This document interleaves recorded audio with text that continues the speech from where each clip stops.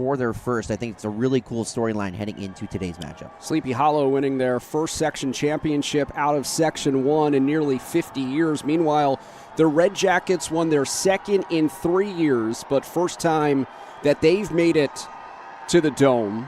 And they become the first Rochester City School District team to make it all the way to the state championship first. I think it's a really cool storyline heading into the designated visitors in this game is Sleepy Hollow. Let's take a look out of Section 1 in nearly 50 years. Meanwhile, for the Horsemen, the Redjackets won their second in 3 talk about the players years, to watch in this game, that they've made it Richardson to is the coming Dome, off of a and they become the first Rochester City School District team to make it all the way to the sending a single-game New York State playoff. The designated visitors in this game is Sleepy Hollow. Let's take a look at Section 1 in nearly 50 years. Meanwhile, the Redjackets won their second in 3 years, but first time that they've made it Richardson to the coming Dome, off of a and they become the first Rochester City School District team to make it all the way to the sending sending a single-game New York State playoff. The designated visitors in this game is Sleepy Hollow. Let's take a look out of at Section 1 in nearly 50 years. Meanwhile, the Redjackets won their second in 3 years, but first time that they've made it to the Dome, and they become the first Rochester City School District team to make it all the way to the semifinals. The designated visitors in this game is Sleepy Hollow. Let's take out of Section 1 in nearly 50 years. Meanwhile, the Redjackets won their second in 3 years, but first time that they've made it to the Dome, and they become the first Rochester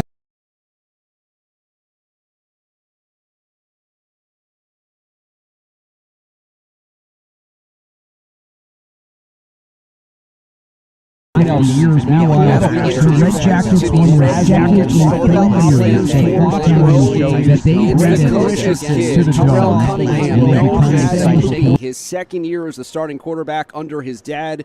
But the player to watch, perhaps in the entire state, is Messiah Hampton. In June, announced that he was going to Oregon earlier this week on National Signing Day, locking up his commitment to go and to play for the Ducks. Yeah, I mean, Hampton's just a phenomenal player. We talk about Richardson there for Sleepy Hollow, but Hampton here for the Redjackets, and you're getting the best players in New York State here in Central New York playing, here at the Dome. And again, Hampton just a phenomenal player, just able to make play after play, and I'm looking forward to seeing what he can bring this Redjackets squad. Again, you mentioned going to Oregon, just phenomenal player in his own right and looking to continue his fantastic season.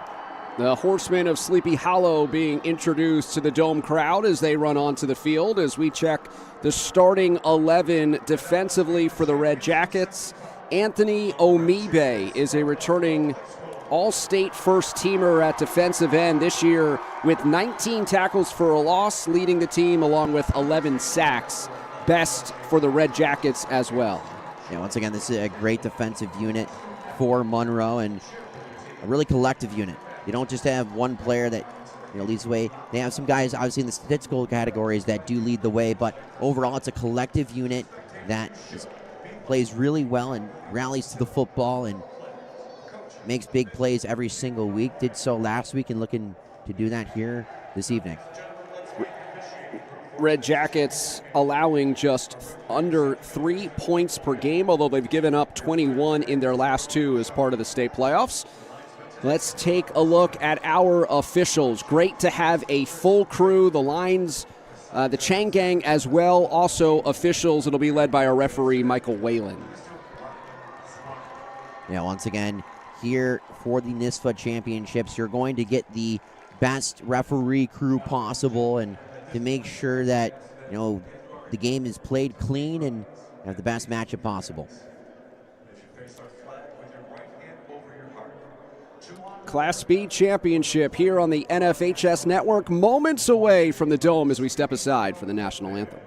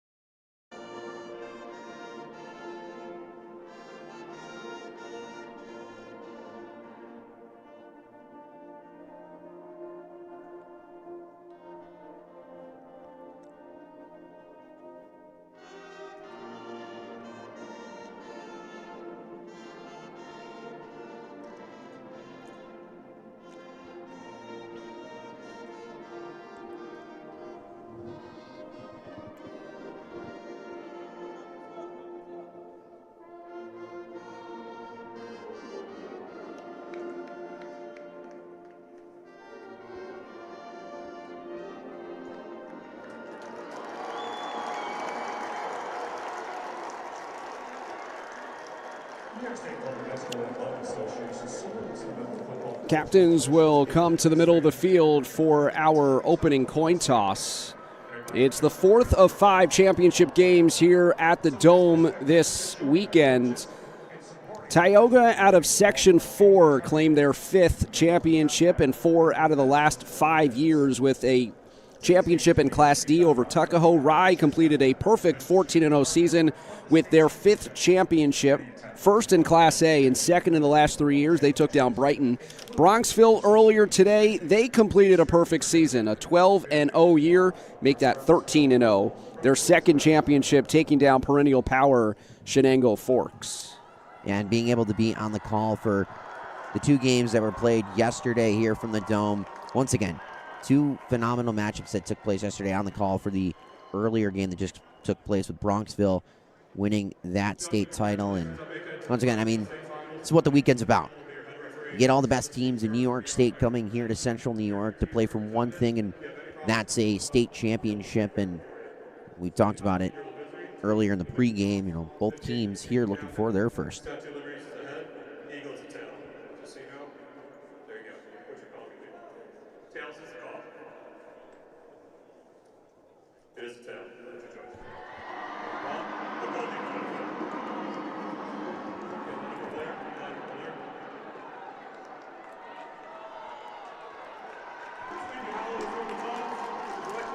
Sleepy Hollow making a statement on the opening coin toss. They won it, and they've elected to receive, and so we will see Braden Richardson from the jump, the electrifying running back who recently committed to Rhode Island, and Sleepy Hollow's workhorse as we get a look inside of that huddle prior to this Class B championship. Yeah, and going back to last game, I was on the field and Bronxville was energetic. And I thought that was the most energetic squad I have seen throughout this weekend so far. But right out of the coin toss, both teams hyped up, ready to go. I mean, this is the energy that we have been waiting for all season long. And, you know, both these teams have been playing for it. It's been a long season, you know, starting back all the way in summer. Both of these squads practicing and then getting ready, going through their training camp, getting into the fall season and going through that tough season and tough schedule that they all played through, and the postseason all leading to right here and right now. And I mean, I'm excited for this one.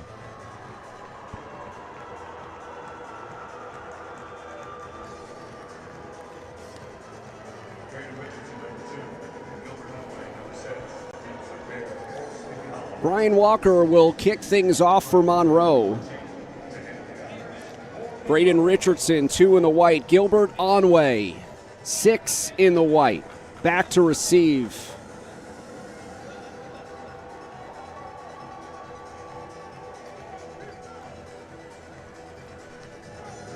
Walker readies. The New York State Class B final from the JMA Wireless Dome on this Saturday in Syracuse is underway. This is Richardson. And he is bottled up shy of the 25. Big time statement on special teams already, rallying to Richardson on the return and not allowing him to get free. I think is key there special teams wise. And going back to the energy point, like you're going to see that the first play on special teams, the first play defensively or offensively, you know, both of these teams are getting ready for this one. Jeremiah Bowen is the junior quarterback who's completed nearly 60% of his passes this season. He will take the snap from the shotgun with Richardson to his right. Richardson, the first carry, and he is bottled up immediately. The combination of Jordan Wickham and Elijah Jones makes the stop right at the line of scrimmage. And great penetration there by Jordan Wickham, just once again shedding that block and getting into the backfield early on the stop against Richardson. You love to see that there defensively. So this is kind of the game within the game. Sleepy Hollow won the toss. They elected to receive, and Richardson on first down was stopped for no gain. 2nd and 10. Bowen will keep right up the middle. It's a first down for Sleepy Hollow across the 40. And you talked about his ability as a passer, but as a rusher as well. Here on the quarterback keeper, just drawing in a couple of defenders and quickly hitting the hole that he created, opened up by the offensive line, in a big-time gain on the first carry there by Bowen. A pickup of 19 for the Sleepy Hollow quarterback. Daniel Naughton, the left tackle, pulling on that play. We will see a lot of unbalanced lines for Sleepy Hollow today. And Jack Marvin, the tight end, will join that crew with 6 across the line, a lot. As Richardson tries to find room on the outside. A stiff arm at the line of scrimmage, but he is drilled and driven back.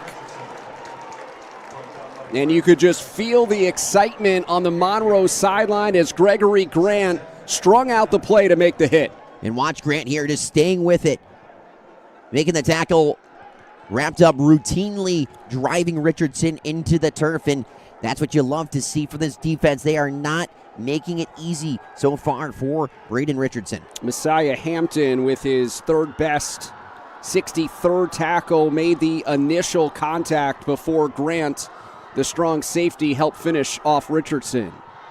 On 2nd and 9, just underway in the first quarter, opening drive here for Sleepy Hollow as Richardson tries to get to the edge, but he cannot outrun the Monroe defense. It is Grant once again with the tackle. Once again, just sticking with it. Defensively, Grant just knows where Richardson is going, and whether that's just a quick twitch and bouncing outside, trying to get around it, Grant's hip discipline is really on display, just going sideline to sideline, staying with the ball carrier, and once again an impressive tackle, bringing up 3rd down. Another pickup of 1 for Richardson, who has been bottled up, averages nearly 11 yards a pop, but not so far today. 3rd and 8. 17.3 last week. Play fake, Bowen over the middle, and it is defended well. There was Hampton in the passing lane to knock it down on a pass intended for the senior Ben Meyer. Well, now it's a tough spot here. What do you do? We see the punt unit coming out, and defensively, what a first stand here, for themselves, and getting Sleepy Hollow to punt right away. I think that's a big key. You could just feel that taking down Richardson was more than just making a stop, as Ray Garcia and the dangerous Messiah Hampton back for this Gilbert Onwee kick that lands at the 30 and takes a Sleepy Hollow bounce, and it is picked up by Garcia. A dangerous play, and he is swallowed up at the 25. Yeah, interesting approach there by Garcia, just trying to catch the special teams unit off guard potentially, but risky play there, but nonetheless, we will see this Redjackets offense for the first time. 3 minutes in, opening quarter. Sleepy Hollow forced to punt on its opening drive. Now Terrell Cunningham. And this Red Jacket offense averaging 45 points per game at one point this year, put up 84 points, 500 to 32. That's been the point differential for this 11-0 Red Jacket team. It is Hampton lined up wide left on 1st and 10. Cunningham in a clean pocket. Sets up, throws to a wide open Garcia. Ray Garcia down the sideline, and he is tracked down at the 30.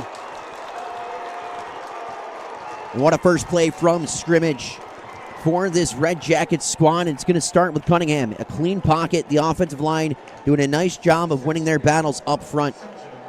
But then stepping up the pocket, connecting with his man Ray Garcia, wide open, and Garcia doing the rest after the catch, getting them in great field position. The first play from scrimmage. A pickup of 46. This snap over the head of Cunningham, and he wisely just pounces on it back at the 48-yard line. A loss of 18 for the Red Jackets. Yeah, and going back to the last game, there was a few botched snaps over the heads of the apparent quarterbacks in the Bronxville game. So we're seeing kind of a similar thing take place here, but once again, just smart by Cunningham just to get onto the ball, not allow the Sleepy Hollow defense to get to. For as much as you talk about playing on this stage, there is nothing quite like actually being here. As Cunningham, empty set. It's a low snap that he's able to recover from. Cunningham dancing around the pocket. Escapes the pressure initially, but is wrapped down as Thomas Hudson, the senior captain, makes the sack of the quarterback with a flag down.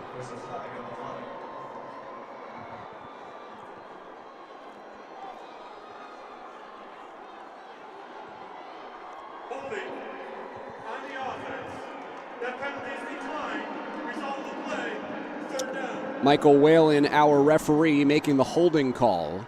And so after a 46-yard hookup to Garcia, back-to-back downs going in the opposite direction for the Redjackets as they will take this third down snap at their own 45.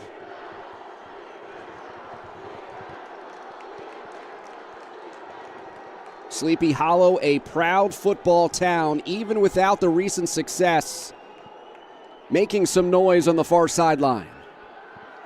Cunningham looking for a quick hitter. It's down the field, and a miscommunication with Messiah Hampton. It'll bring up fourth down, and for a team that does not like to punt, no choice here facing 4th and 35. Yeah, so now we've seen it. Both defense has made big plays for their squads, and going back to the point, Cunningham connecting with Garcia on that big 46-yard catch and run, and what a start to their drive, but a couple of self-inflicted wounds set them back, and now we see the punt unit out. It's 4th and 35. Kind of a tale of, two tales there, of that first drive, and faking it. And this is Hampton, but still short.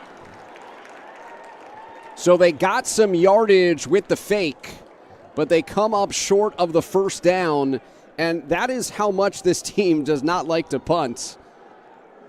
Yeah, definitely an interesting approach there is Hampton taking it on the fake punt. I mean, 4th and 35, you don't see that too often, especially in their own territory. So early in the game, tied 0-0. An interesting approach. I mean, they moved the ball up the field inside Sleepy Hollow 35, but nonetheless, an interesting choice. So officially a turnover on downs as this drive starts at the 33 with 7:04 to go. Richardson wrapped up and ripped down. Zaire McKnight, the senior defensive end, the tackle for Monroe.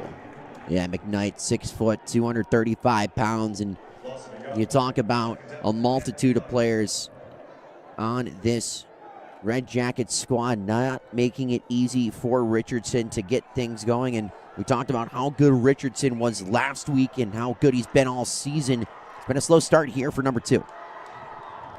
He lost a yard. Best offensive play so far has been a draw by the quarterback, Bowen. He hands it off here with Richardson trying to run between the tackles and picks up 2 beyond the original line of scrimmage. Speaking with Anthony Giuliano, the second-year head coach for Sleepy Hollow, had been an assistant with the Horsemen prior to getting the head job. He pointed out Richardson's ability to run between the tackles in their Section 1 championship victory over Westlake, which was the number 1 seed in the Section 1 Class B tournament, as a timeout is called by Sleepy Hollow facing a 3rd and 9. 5:57 to go first quarter, just past the midway point. Second drive here for the Horsemen after punting on their opening possession. Yeah, and it's been kind of a stagnant one so far. We saw what took place on the first drive for Sleepy Hollow in place where they had to punt, could not get the running game going with Braden Richardson, and that's kind of the same story here to start drive number 2. We saw a little bit of success with Bowen running the football and the quarterback keeper, but I think they have to find some other ways to get this offense opening up because we're seeing the Red Jackets play the run, and they are expecting the run, and they are also dominating the line of scrimmage. And they're doing a nice job of getting, to the running back, the ball carrier, when need be. Sleepy Hollow 12-1. Last year 3-3 in Giuliano's first season. They hadn't won more than 6 games since 2012. Almost a decade without a winning season and a playoff appearance. And as I said before, it is a football town even without the recent success. During this run, there have been lettermen from 40, 50 years ago coming back to cheer on Sleepy Hollow. On 3rd and 9, a direct snap to Richardson.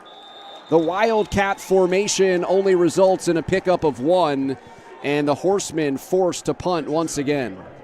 Yeah, just a tough start to the second drive here for Sleepy Hollow, and once again going back to Richardson on the direct snap and trying to create something on 3rd and long, just once again not able to do so.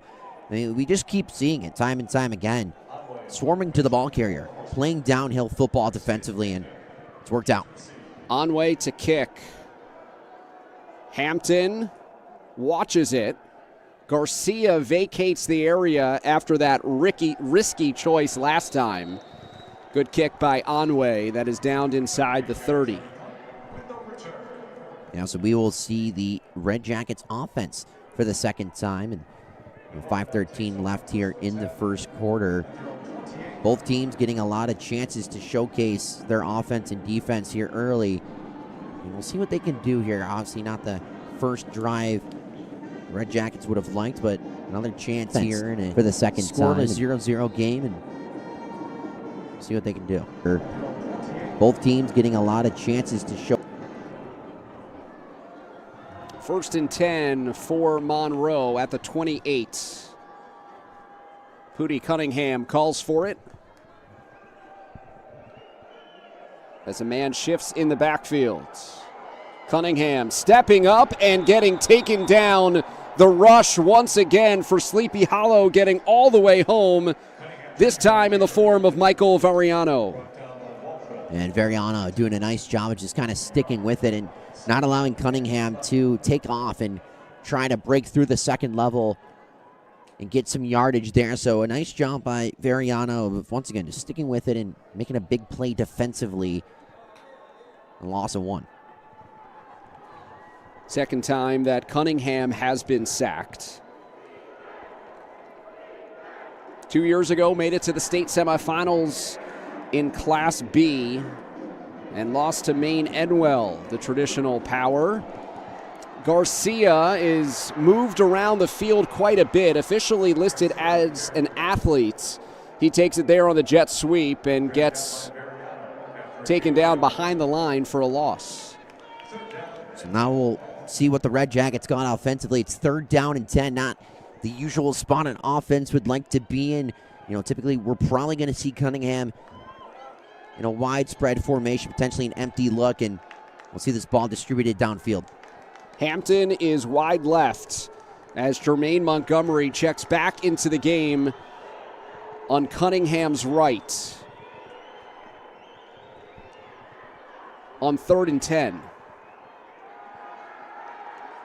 Cunningham immediately under pressure. Cunningham will run for the first down, accelerating up the sideline, but there is a penalty marker down at the 41.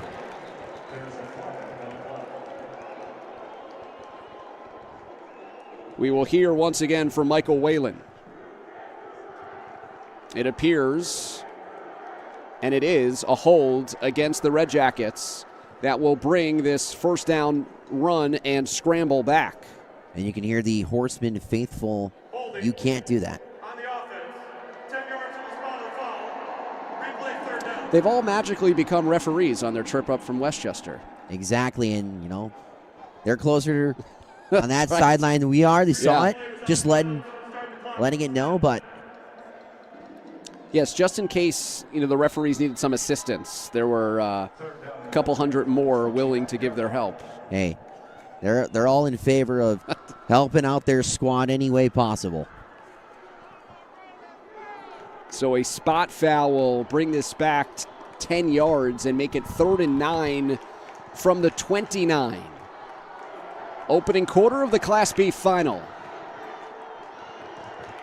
Cunningham pressured in the pocket, backpedals, Good coverage down the field. The elusiveness of Cunningham only gets him so far, as it is Thaddeus Cremelis sticking with the play to take down Cunningham.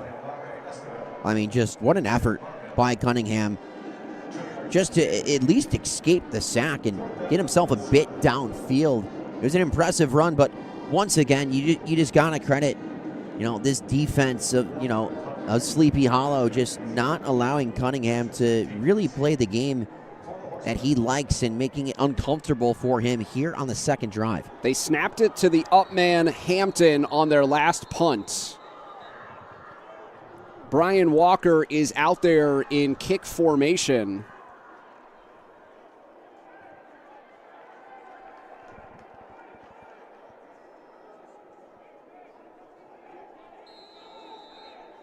Hampton is being sent off the field. It might have been a mouth guard concern. Omibe replaces Hampton as the up man. It is snapped all the way back to Walker, who is run into on a short kick that bounces at midfield and out of bounds. Yeah, he felt that one. Monroe's side wants to know why there wasn't a penalty on a kick that was nearly blocked by the Sleepy Hollow rush. Yeah, that was close, almost blocking that one. No flag thrown on the play, but just took his time in there with that punt, almost getting blocked. Potentially next time, I think getting that one out a bit quicker. But now in good field position here for Sleepy Hollow, just on their own 45, and you got to think with the way their first two drives have gone, starting with this positive field position could be a sign of good things to come. It is their best starting field position in now their 3 drives. 2 high-octane offenses have been held in check. Thomas Hudson late to check into the game for Sleepy Hollow on this 1st and 10. Direct snap Richardson trying to find running room and cannot. Strung out this time by Jermaine Montgomery. And once again, this defense just playing downhill. They are not waiting at all for Braden Richardson to come to them. They are going to Richardson. Downhill defense here by the Redjackets, and they're just swarming all over the ball carrier every single chance they get. A loss of 1.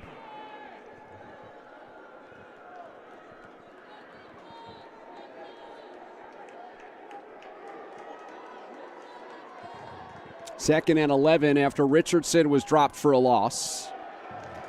Bowen on the quarterback draw. That's been Sleepy Hollow's best gainer to this point, but even that goes for a loss. Yeah, once again, we saw it on the first drive of the game, the second play from scrimmage. Jeremiah Bowen had the quarterback keeper, and it was for a sizable gain. But this rushing attack has just not been able to find its footing. With this defense of the Redjackets, just once again, just being stout and ready and really not falling for any of the tricks that Sleepy Hollow has showed them. Bowen has not dropped back to throw at this point. He is now facing a 3rd and 13. He throws complete right along the sideline. It's actually his second attempt. His first was incomplete. This one to Onway gets them to midfield. So a pickup of 7 on the connection.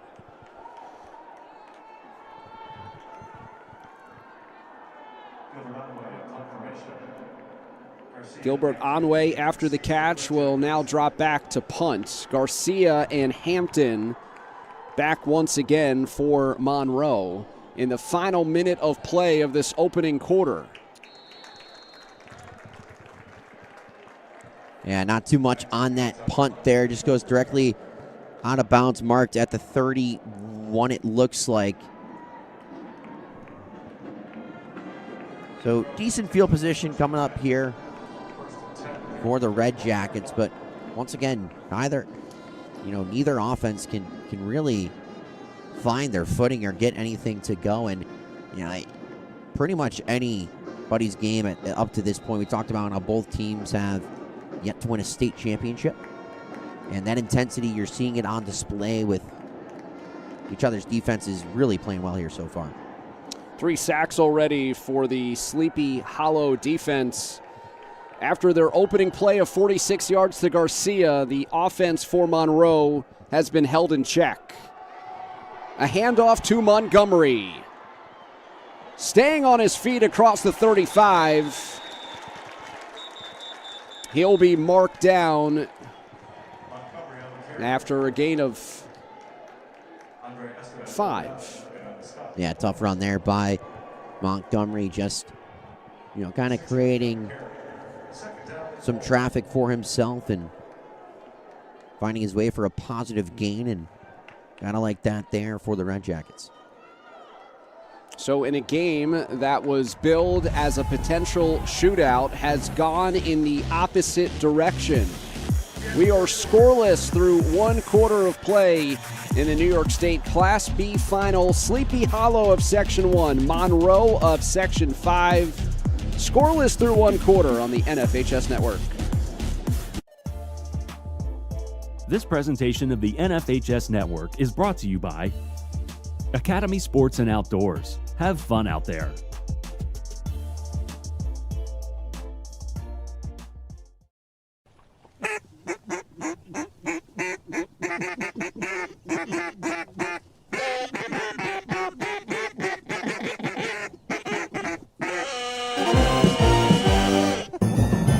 Attaboy, Dave.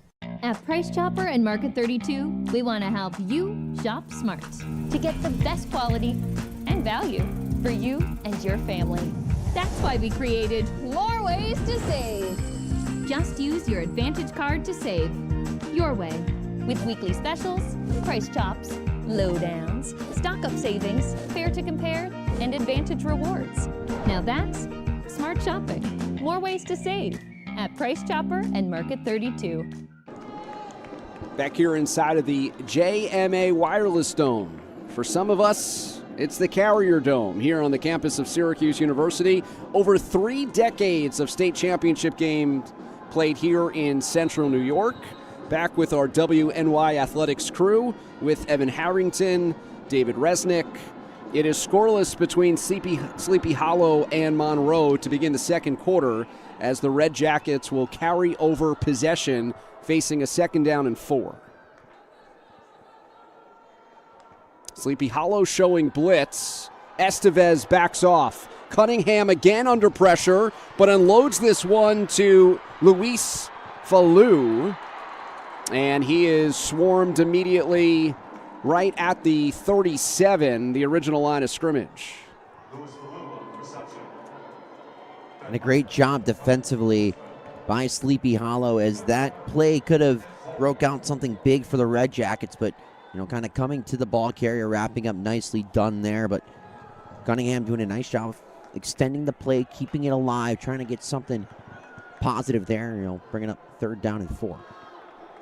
The Oregon-bound Messiah Hampton has not been targeted once. He lines up slot left on this 3rd and 4. In the opening minute of the second quarter, it's a high snap that pops to Montgomery, and he picks up a fortuitous 1st down. I mean, they don't draw it up like that, but a 1st down's a 1st down, and you'll see the snap here just kind of go off the fingertips of Cunningham, and beautifully done. Montgomery just catches that one, corrals it with one hand, and then north and south up through the hole, and picking up a 1st down on 3rd down. Love to see that. The team's leading rusher picks up another first half 1st down from the 46. Nearly some movement at the line by Sleepy Hollow, as this is a handoff to Deshaun Thomas. His first touch of the game goes for 11.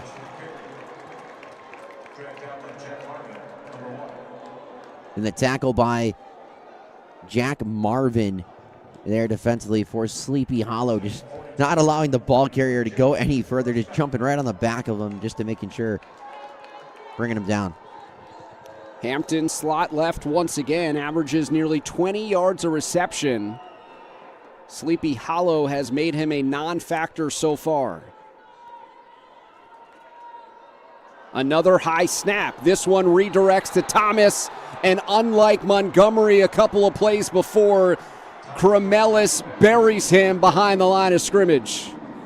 Yeah, they were ready for that one. Cremelis right in the backfield, and another high snap, as you noted, and this one is not going to go in positive for the Red Jackets, as that one goes right to Thomas. As you mentioned, cannot do what Montgomery did a couple of snaps ago, and once again, Sleepy Hollow.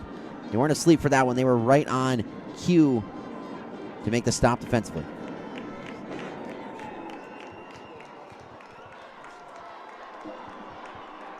Second down and 15.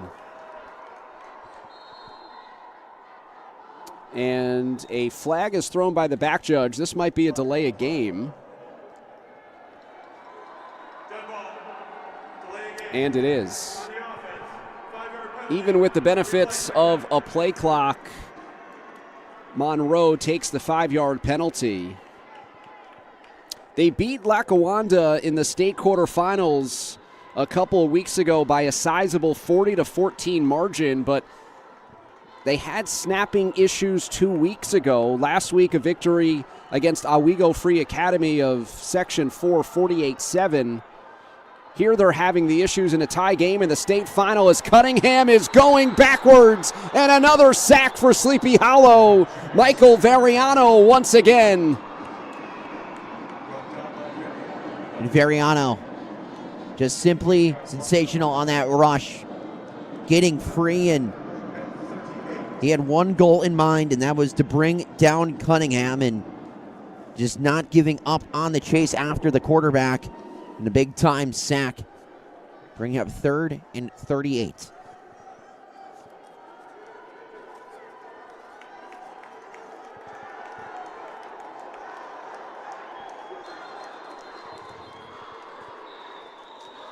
Monroe a bit out of sorts. Timeout taken by the Red Jackets. 8:31 to go in the first half. And something I want to note here is that when we took a look back at the first drive, after that throw from Cunningham to Garcia, it was a big play. But then there was 2 plays that were negative against the Red Jackets, and it's kind of going back to the point on this drive. You get the nice rush from Montgomery, and then a couple of plays in a row where they affected you and they set you back. So those self-inflicted wounds have not, helped the Red Jackets' case here offensively. So Michael Variano has been an X factor already today, and was not listed as a starter, but here we have Variano lining up along the defensive line, a bit of a lighter look for Sleepy Hollow, one that makes them a little bit more athletic, a bit quicker, and right now, Monroe, especially up that middle and at the A-gap, they do not have an answer for Variano. 3rd and 38. The line to gain is the 32 in Sleepy Hollow territory. Cunningham, middle, complete. Omibe into positive territory, and thinking along the way that the Red Jackets do, they probably feel like they have 2 plays to pick up 38, and on the positive side of the field will probably look to go for it.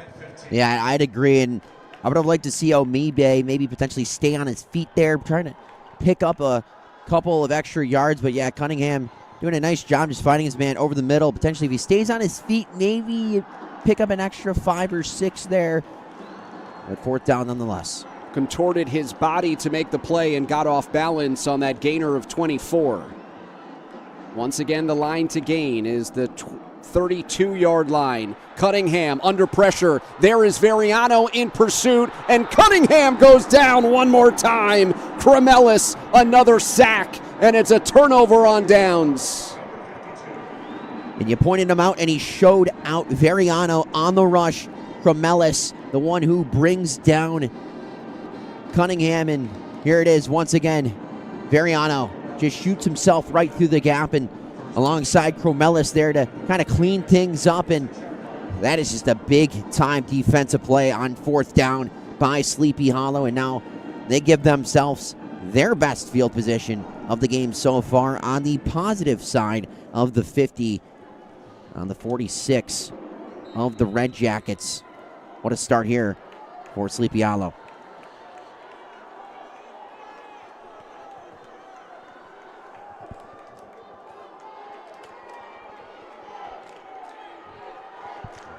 Jeremiah Bowen quarterbacking Sleepy Hollow.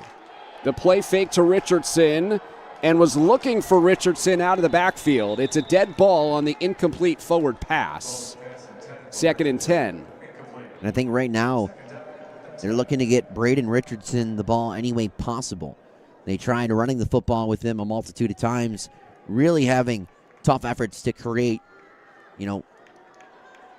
positive yards for himself, trying to get the ball to him in the passing game there. But once again, sticky coverage, not allowing Richardson to get free. And that's been the name of the game here. It's been defense for both squads. Bowen 1 for 3 passing to start.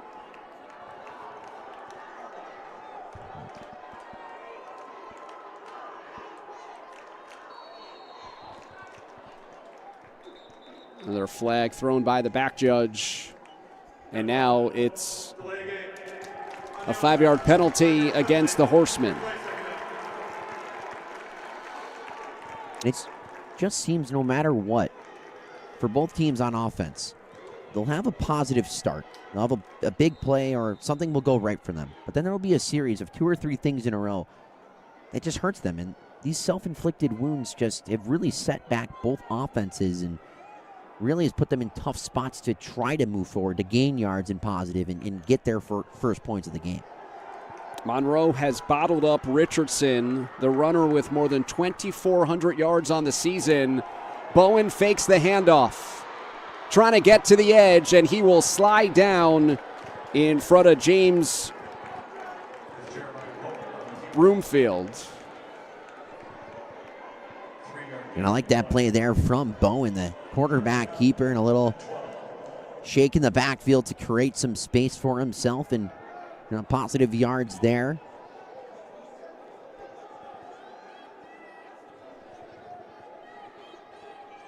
Third and 12 with under 7 to play in a scoreless first half. Richardson last week, 446 yards, 5 touchdowns. He's had no running room this afternoon as he gets stuffed at the line of scrimmage. Yeah, once again, this Redjackets defense is not playing around when it comes to the run game. They're just swarming and shutting down and filling every gap that is there for Richardson. And by the time he gets to that gap, it's just like a wall. There's nowhere to go. So once again, got to credit this Redjackets defense. They've done a really nice job up to this point. Onway on to kick once again. Messiah Hampton catches it inside of the 20. And Variano makes a special teams tackle. You just got to love players like Michael Variano, just willing to play anywhere. We've seen him make a multitude of plays defensively, and on the special team side of things, just, again, making another big-time play. And he's just willing to lay everything out on the line. And we talked about the importance of what it means to play at the Dome. 32 years of hosting historic New York State high school football teams and championships. And, that's you look back at certain teams, whether you go to school there or you're just in attendance, and you look at certain teams, and if Sleepy Hollow wins, you're going to look at a player like Variano being just one of the key contributors for this squad.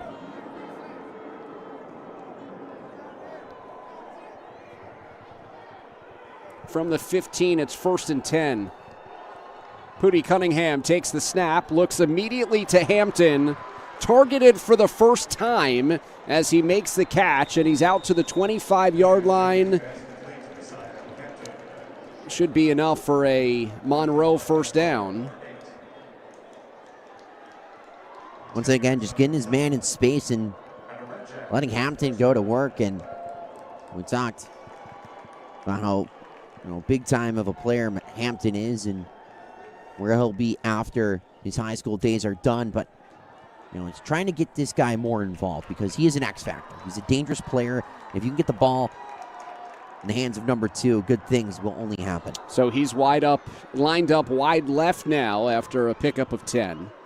The number 1 player in the state, according to 24/7 recruiting. Cunningham initially looks the other way, and now will have to scramble. The Sleepy Hollow defensive line gets another push, and who else but Veriano? Yeah, he just continues to have a phenomenal afternoon, and it's just simply put, it's fun watching 23. You don't always see, defensive players that it really catch your eye. It's more of a unit. But Veriano is really just, caught my eye, and he's catching the eye of a lot of the Red Jackets fans.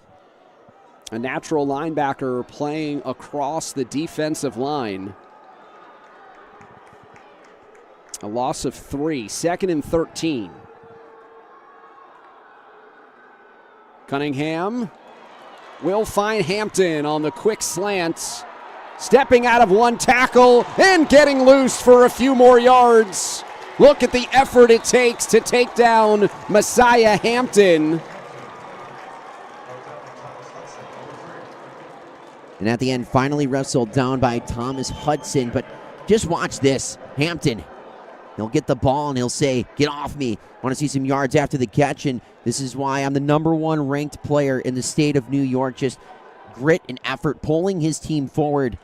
Finally in good field position at their own 45, a fresh set of downs. 15 yards after contact, 23 in total for the Monroe first down. It is Cunningham. Again, stepping out of the pocket and getting driven down by Veriano. What a half for Michael Veriano defensively. This kid is unbelievable, and he just continues to do it down to down. Veriano just pushing the lineman back, and no chance for Cunningham as Veriano was there in under about 3.5 seconds. It was just so quick and just continues. I mean, you talked about what a half it's been. It's still time in this half, too, and still plenty of time in this game. And simply fair to say he's coming out to play here today. A loss of 10 as we approach 3 minutes to go in the first half. Quick hitter out to Garcia, trying to get him into space, and it's Veriano who tracks him down for the tackle. Who else but Veriano? And we know how dangerous Garcia is with the ball in his hands. We saw on the big play that he had in the first quarter, picking up a lot on that one, but Veriano making sure that Garcia was not able to find some space for yards after the catch on that one. 3rd and 16 coming up. This Sleepy Hollow defense has really done a nice job here on this drive. 3rd and 16. Line to gain is the 45 of Sleepy Hollow. It's swung out to Garcia. Monroe trying to get the ball to their playmakers in space. The ball came out late, but Garcia's knee was down at the 48. And we'll see what is brought up here on 4th down. Garcia, once again, we talked about it on the previous play. A dangerous player if you can get the ball in his hands in space. It's 4th and 7. Gain of 9 on the play.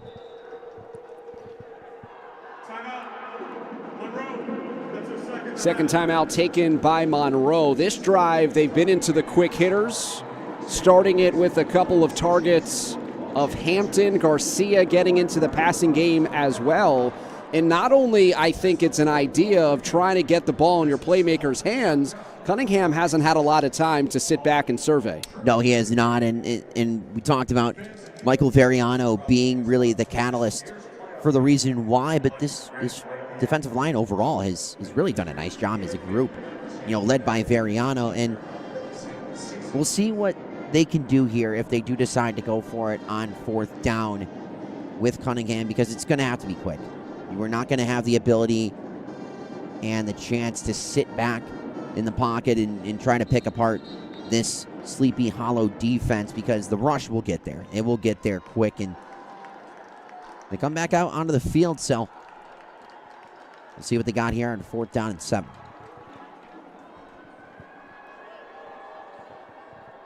Monroe with 1 timeout left, Sleepy Hollow with 2. as the Red Jackets line up on this 4th and 7 as we approach 2 minutes to go.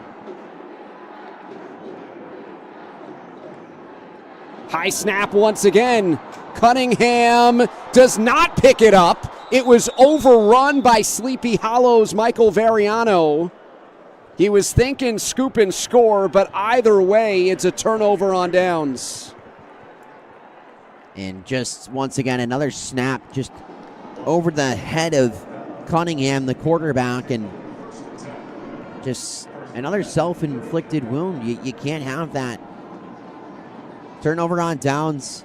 And now, we said it earlier, we saw Sleepy Hollow have their best field position on their last drive, but now here on the 33 of the Red Jackets territory, it's not a bad spot to be in. It keeps getting better and better field position-wise for Sleepy Hollow, as you said, Evan, but it's still a scoreless game. 2:01 to go. Thrown incomplete. Off the hands and then back of Gilbert Onway. Yeah, one there that Gilbert Onway did not see and almost intercepted it. Actually, rode up on the shoulders of Onway for a second. If he, could have felt that, maybe saw it, could have corralled it potentially, but looking for that, quick throw and strike early. I like the attempt, just, got to connect on those and, pick up those yards when you do get the field position, such as in front of them. Under 2 minutes to go. First half from the Dome. Bowen under center this time. He drops the snap. He picked it up with his knee down. Michael Whalen immediately calls the play dead. Monroe's sideline trying to contest that the quarterback never had possession. Yeah, we'll see the replay here, and another snap issue, this time with Sleepy Hollow, and yeah, they're saying that he was down with the quarterback kneel, but the Red Jackets trying to argue that he never had possession of the football. And a quick whistle there stopping the play. He had two hands on the ball with his knee down. Whether or not he actually had possession of the football, I will lead to somebody smarter than I as Sleepy Hollow calls timeout. Approaching a minute to go, facing a 3rd and 12 with an offense that has not been able to move the football. Yeah, right now, I think Sleepy Hollow's going to treat this as 2-down territory. So wouldn't be surprised to see them try to, get a quick hitter or something right away. Just get, their playmakers in space and try to just pick up some of the yardage. If it's there to pick up the 12 and potentially more, they will take that. But where they are field position-wise late in the first half, scoreless game here so far, I think you got to kind of lay it all on the line here and try to, play 4-down territory if you are the Horsemen. I was going to say that the best opportunity for Sleepy Hollow to score today has not been on offense. Michael Variano kind of overran a loose football, and if he picked it up cleanly, he would have had the opportunity to waltz basically untouched into the end zone, and that was on the last series defensively for the Horsemen.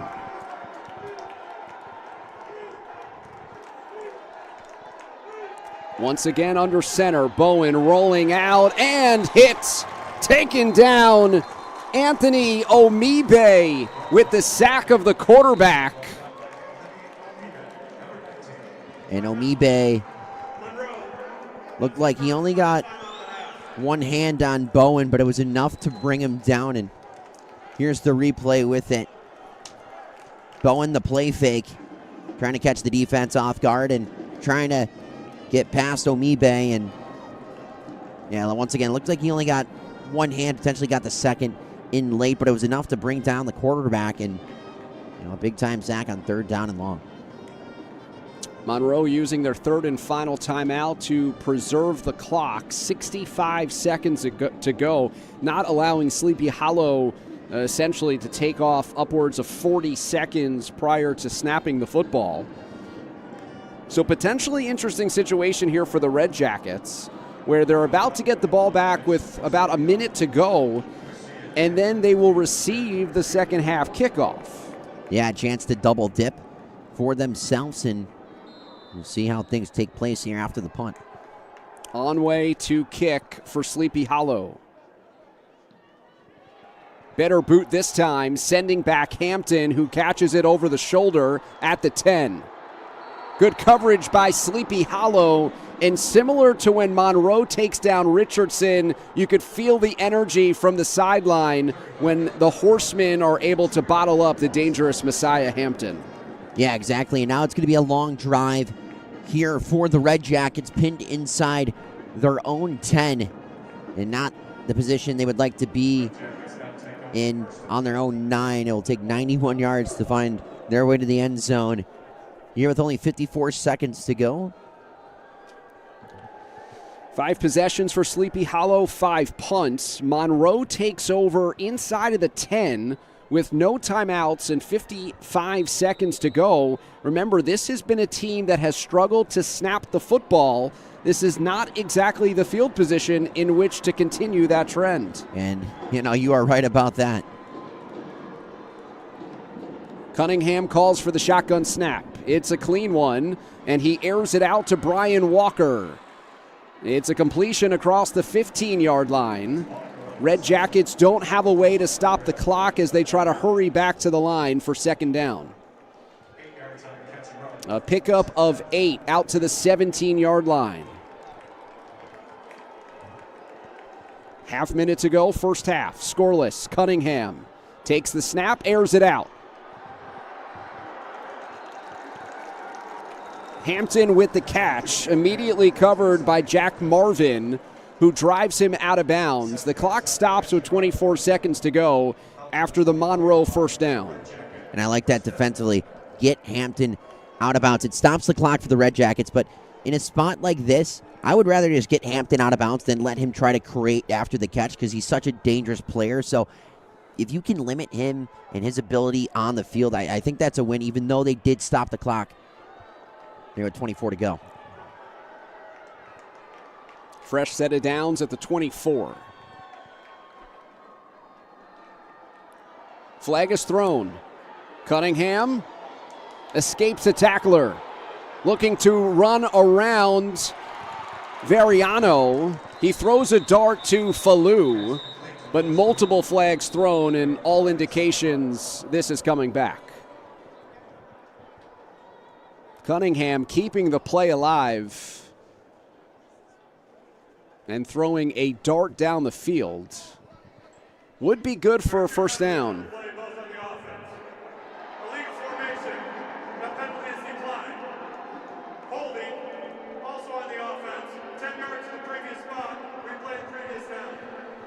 So 10 seconds to go in the first half. And when you have playmakers like Garcia and Hampton, amongst others, it is tempting to play this out to the end.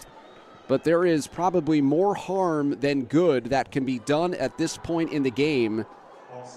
But Monroe doesn't seem like the team that's interested in taking a knee and running into the locker room. Yeah, not at all. But with 11 seconds to go as the clock is ticking here, I think it would just be smart to take it into the half and try not to make a mistake and score this game. They won't even get the chance to snap. Monroe not realizing that the clock would wind on the ready to play, and we will enter halftime scoreless. Monroe averaging 45 points per game. Sleepy Hollow better than 38, and it's zeros on the board in the New York State Class B final on the NFHS network. A 16 to 17-year-old driver's risk of dying in a crash increases with the addition of every passenger under the age of 21. So hungry. I am too. We should go to the food court. We should go to the food court. Ooh, I'm starving. That's a great idea. Teen drivers should go it alone to make it home. Before every throw, before every pitch, before every race, pass, swing, and serve, before the whistle blows, before the crowd cheers, and before you take your place on the field, make sure you're ready. Stay up to date on your vaccines to keep yourself, your teammates, and your season going strong. Don't sit this one out. Talk to your healthcare provider today about staying up to date on your vaccines. Stay in the game. Get vaccinated today. Brought to you by the New York State Association of County Health Officials. Caller states vehicle passed them driving erratically. Don't want to kill the fun? Say something. Don't be afraid to sound serious. Have a plan. Drive sober. Don't get in a car with an impaired driver. New York State Stop DWI.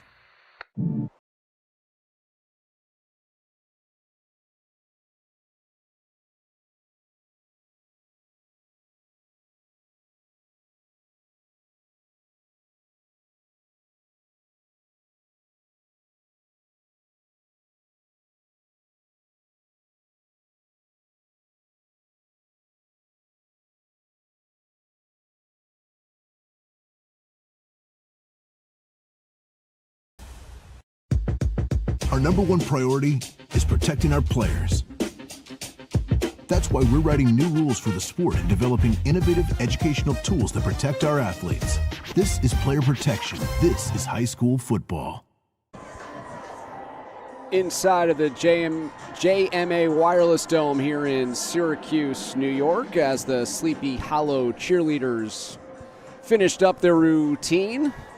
We were hoping for like 2 or 3 minutes here to save us a little bit of time. Otherwise, we're going to get right into it in terms of first half impressions. Evan, I mean, not a lot of highlights in terms of the scoring, but the defense is really pressuring the quarterbacks into making quick decisions. Yeah, both defense playing super well in this first half so far, and you'll see the rush there by Bowen, the quarterback for Sleepy Hollow, trying to get things going on the first drive of the game, and trying to get that running game going as well with the all-star Braden Richardson, but defensively shut down by the Redjackets so far in this game, not able to find his footing at all. And you'll see the first drive of the game for the Redjackets, and it was a big pass play from the quarterback Cunningham finding Ray Garcia, but self-inflicting wounds would stop that drive. Moving back, you'll see Cunningham just trying to dance and create something, but he's brought down by that Sleepy Hollow defense. And the story of the game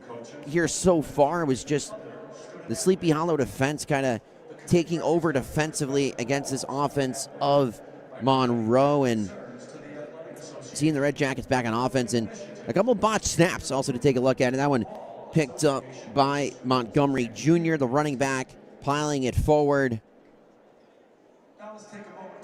And the direct snaps would continue to go against the Redjackets, this time not being a positive, with Montgomery rushing it forward, that being a loss. And once again, the player of the first half for me, I think, simply put, has to be Michael Veriano for Sleepy Hollow. A multitude of sacks, just pressuring the quarterback all half long, and he's just been, really making a statement here defensively. And you'll see another rush here from Veriano.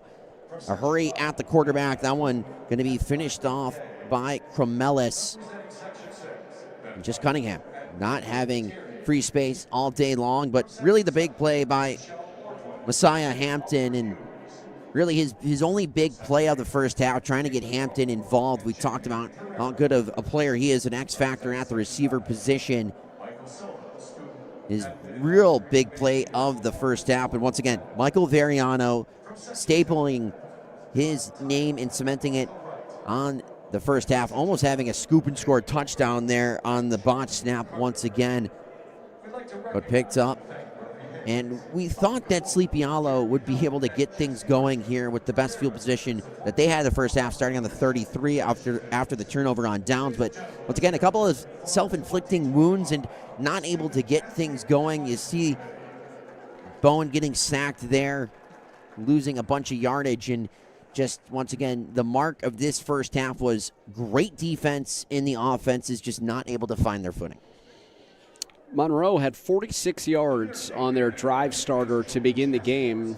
They've basically had about 50 yards since. Sleepy Hollow's offense has been held in check even more so, and Braden Richardson, the 2,400-yard running back for Sleepy Hollow, has been held in check.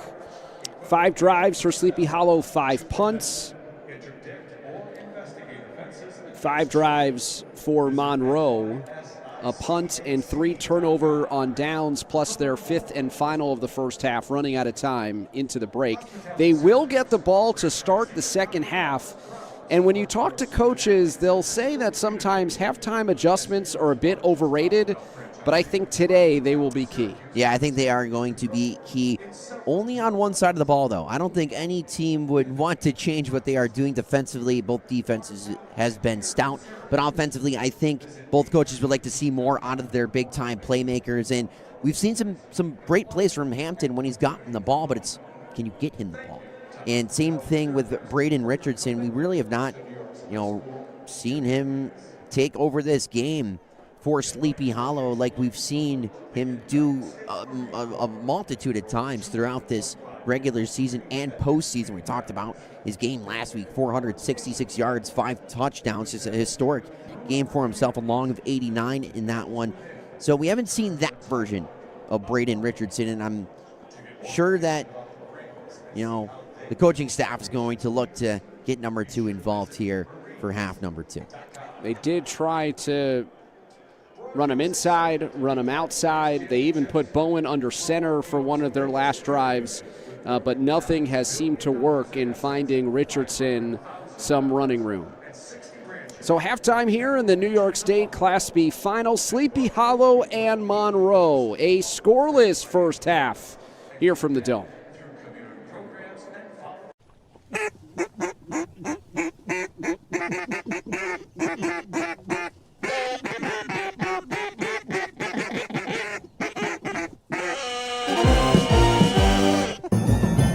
Attaboy, Dave. My favorite thing about playing high school sports is definitely the community it builds. It's taught me leadership, it's taught me resilience. Many people might go on to not play collegiately, but they can take a lot of skills that they learn and use it in their professional life, in their future careers. High school sports are worth protecting because it gives students an outlet to grow, to become a leader, to become what they want to be.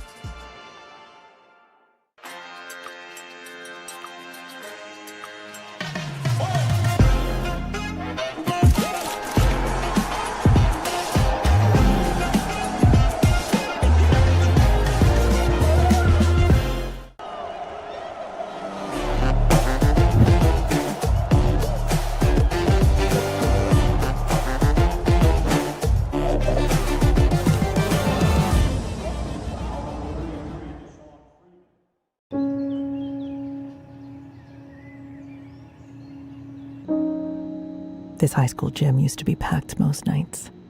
Not anymore. Do you know why? Because bad behavior by fans, especially adults, has caused a shortage of game officials across the country. You see, without officials, we can't have sports. Don't let this become reality. It's time for a change. Let's bench bad behavior for good. This is heart. This is pride. This is community. This is high school football. It's like this time of day.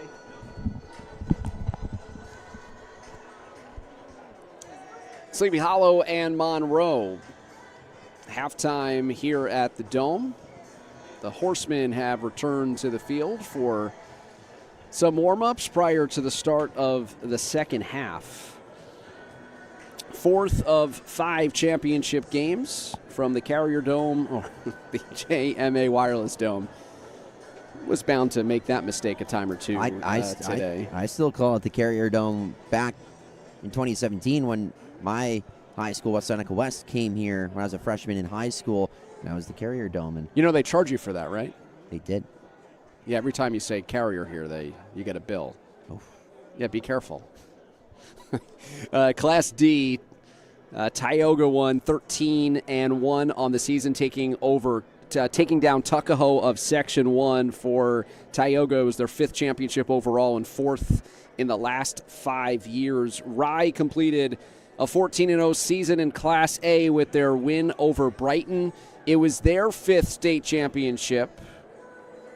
Their 2nd in the last 3 years, but 2 years ago they won it in Class B. Bronxville earlier today a perfect season, 12-0.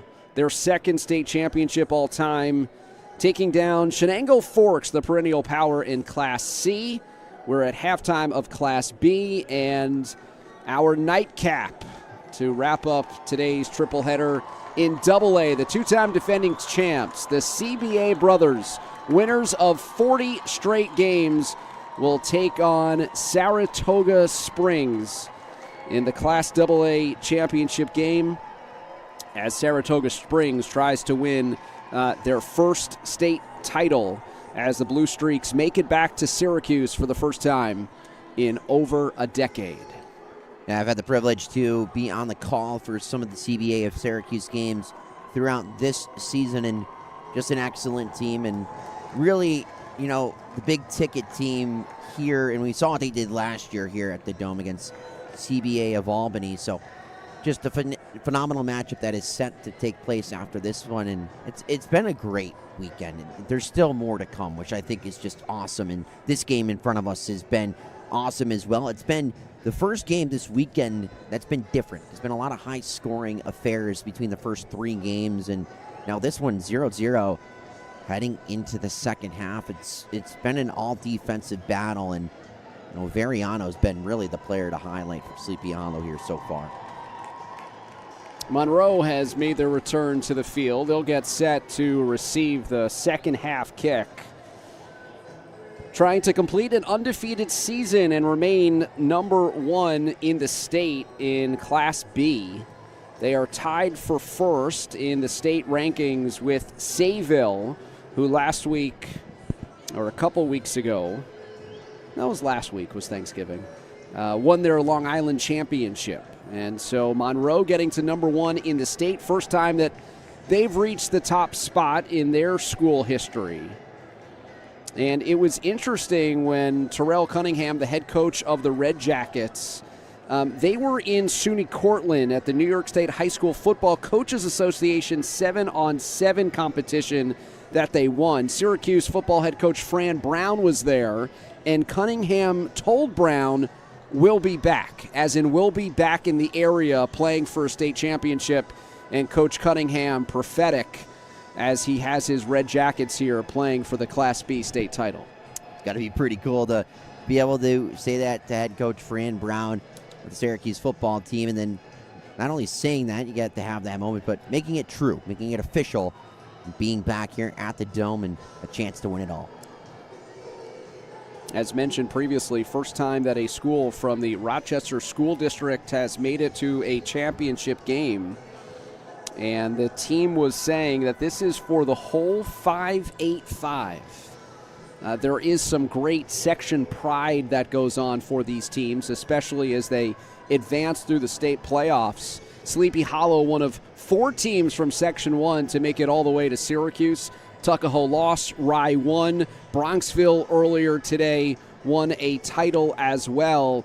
And as the Broncos were celebrating their championship and the Horsemen fans were coming in to take their spot at midfield in terms of their positioning in the stands, some chance of Section 1. So definitely some pride when it comes to East-West, upstate, downstate, and trying to represent your home area.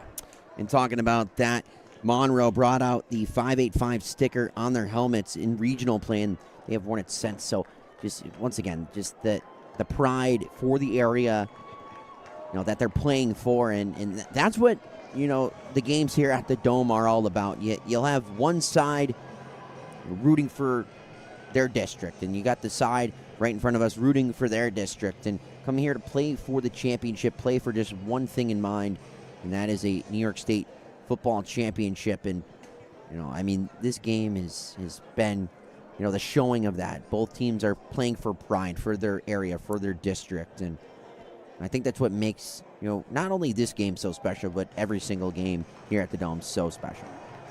Monroe representing Section 5, the Rochester part of the state. First Section 5 team since 2019 to make a trip to the Dome.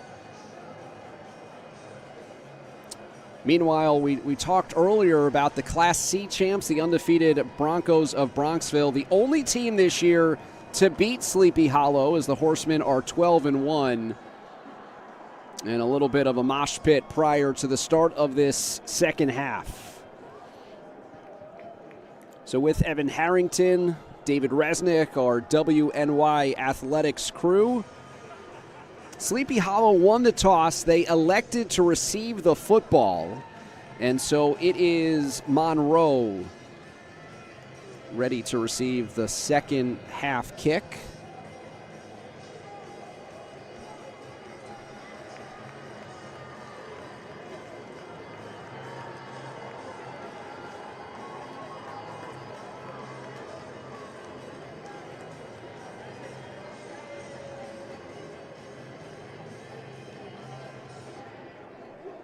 Michael Variano officially with 4 first-half sacks, leading the defense for the Horsemen as we get set for the third quarter after a scoreless first half.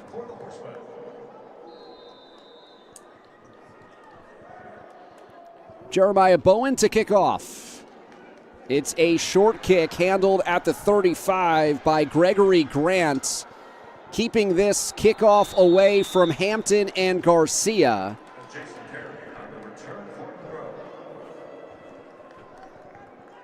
Beg your pardon, it's Jason Perry, not Grant. 18, not 12, with the good hands there for the Redjackets. Yeah, we'll see this Redjackets offense take the field for the first time here in the second half. We saw how their first half went and how they ended the first half, and a chance to kind of redeem themselves here. It's a fresh game, a fresh half in front of you. It's 0-0. It's basically like a game 1 and game 2 spot for them. 1st and 10 at the 39. Underway in the third quarter. Cunningham will hand it off to Garcia, keeping his balance to fight his way back to the line of scrimmage. Yeah, good display of contact balance shown there by Ray Garcia. But once again, met by a pile of Sleepy Hollow defenders, and once he broke off that first tackle, a chance to try to break it for more, just not able to do so because of that swarming Sleepy Hollow defense. Garcia once again lining up in the backfields with the Section 5 Class B Player of the Year, Terrell Cunningham Jr. Cunningham, feet set, fires. Wide open man into Sleepy Hollow territory. It's a completion down to the 40-yard line for Brian Walker. And he'll connect over the middle with his big 6'4" wideout, Brian Walker. A good strike there by Cunningham. And getting themselves in plus territory here early in the second half. I think it's key that they keep finding rhythm offensively, throwing the football. The running game has not been there. So good strike by Cunningham. And a fresh set of downs, 1st and 10. What a strike there to his man. A connection of 21 to set up 1st and 10 at the 40. Hampton in motion. Takes the jet sweep. Hampton, the stutter step. And a pickup of 8 on the run for Messiah Hampton. 10 previous carries on the season. 4 of them went the distance. This time picking up 8 to bring up 2nd and 2. And Hampton doesn't have a bunch of carries to his name on the season, but you got to find a way to get your best player the football any way possible. And it's been a struggle at some points in times through that first half, and I like just getting him the football and letting him go to work here in the second.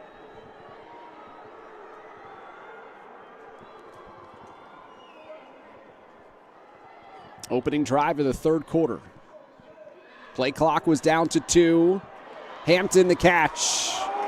Nearly slips out of the Jack Marvin tackle, but the junior linebacker contacted him enough to knock him off balance and down. It's a first down for the Redjackets. Right here, quick strike, the timing route. Cunningham outside, connecting with his top target in Hampton and almost breaking that one free for the score.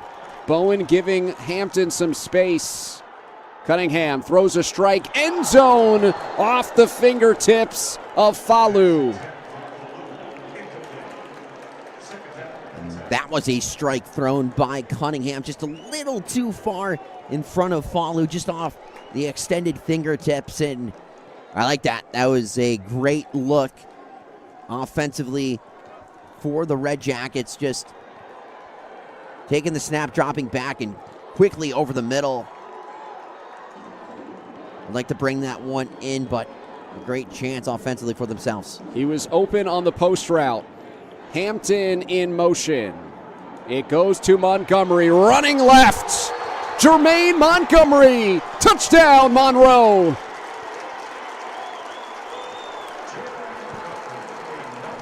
A 19-yard scamper as the Red Jackets open the seal in the second half. And I just talked about it a second ago. The running game wasn't there at all in the first half, and some good signs of life from it here in the second half in Montgomery. Just finding the lane and hitting the hole quickly in a big burst for the score, and him being the leading rusher on this squad, putting on full display with that touchdown score. Cunningham and the Red Jackets will go for 2. 3 in the backfield. Cunningham throws, wants Hampton, and overshoots his receiver. The 2-point conversion fails. It remains 6-0. Yeah, here's the replay. The motion by Hampton going from left to right, kind of confusing the defense, and then the running back, Montgomery, just simply hitting that hole and not wasting any time, finding his way upfield for the touchdown score. The first of this championship matchup, and a much-needed one. We talked about it, at the half, of what offense can kind of find themselves. And the Red Jackets not having the best first half for themselves, and what we know what they can do. And this first drive of the second half, I think, was on more of a display and more of what we've seen from this Red Jacket squad in the past, and especially with their last week performance. A 61-yard drive, over 2 minutes and 41 seconds, capped off by the Jermaine Montgomery 19-yard touchdown run. His 4th rushing touchdown of the season. The Red Jackets' leading rusher delivers for Monroe on the opening possession of the second half.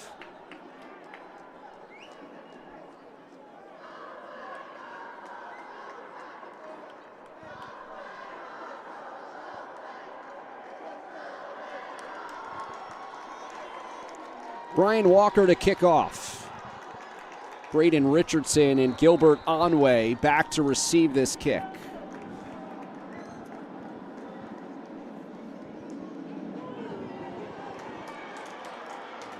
Away from Richardson, this is Onway.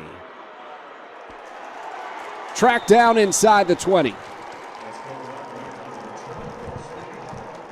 And now the Red Jackets are starting to feel it a bit here. Special teams kind of just rallying to that ball carrier. Nicely done, shutting down the return, and you're seeing a bit of a different intensity here out of Monroe here in the second half, and we saw it with the touchdown drive just a second ago, but we'll see what they got here defensively. But I like what I saw from them energy-wise on the special team side of things right there. Can Sleepy Hollow answer the Monroe touchdown? The Horsemen out of Section 1. 1st and 10 at the 18. Bowen to the wide side of the field. It is thrown incomplete as it skips to Gilbert Onway. Not the drive starter you are looking for out of your quarterback, Bowen. And just a rough start there for themselves, but this is a tough Sleepy Hollow team, so I expect them to find themselves back within this game some way or somehow. Down 7. Unbalanced line to the right. Monroe figured out a way to get Hampton involved. The handoff to Richardson, and he is bottled up immediately The play up front made by Elijah Jones. Yeah, kind of going back to our point at half, it was how can both teams get their stars involved, right? We saw the Red Jackets get Hampton involved. We saw them get Garcia involved, Montgomery involved. We saw them get their heavy hitters involved. Now, for Sleepy Hollow, it's how can we get the ball to Braden Richardson in a positive manner?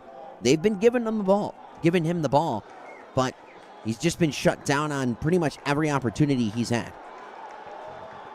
3rd and 10 after no gain. Bowen rolls out, fires off the hand of Onway. It was defended by James Brumfield. It's incomplete and 4th and 10. Yeah, tough one there for Sleepy Hollow. Onway would have had to reel that in with one hand to make the catch for the first down, and we're going to see a 4 and out here. Sorry, 3 and out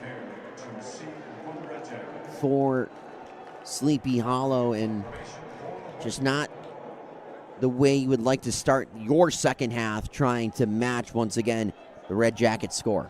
A 3 and out without picking up a yard, and Monroe up by a touchdown in prime position to switch the fields. But this was a good kick by Onway. Kick sideways out of bounds at the 47. And that one taking a bad bounce for Sleepy Hollow, trying to, potentially thinking it could have took a bounce and gone past midfield and potentially around the 40 or 35 area, but just kind of hit the turf and went directly onto the sideline. Still a solid punt overall, but not bad field position here for the Red Jackets, looking to get back-to-back scores. They opened up the third quarter with a touchdown. Second drive here, leading by a score after Montgomery ran it in from 19. Garcia straight up the middle. Tripped down at the 35-yard line. Ray Garcia with a burst of speed and a first down for Monroe. That's going to be Ray Garcia's second big play of the game, and now this time getting the handoff and just quick burst of speed up the middle and almost breaking that outside. You could consider that it should have been a penalty against Ben Meyer of Sleepy Hollow for the trip, but nonetheless, no flag on the play, and what a start for this drive for the Red Jackets. Garcia for 13 down to the 34. He checks out of the game. Thomas is in, and that's where it goes. Thomas between the tackles. He gets marked down at the 25 after a gain of 9. And now Thomas finding himself into this game and getting a nice carry for 9, bringing up second and short. But now the running game is finding its way, and that element of this offense is opening up.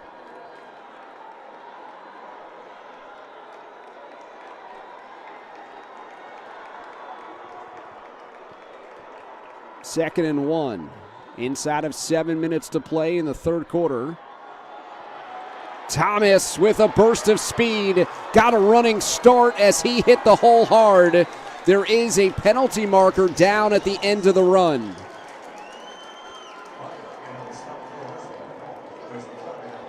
As it stands right now, it's a pickup of 17.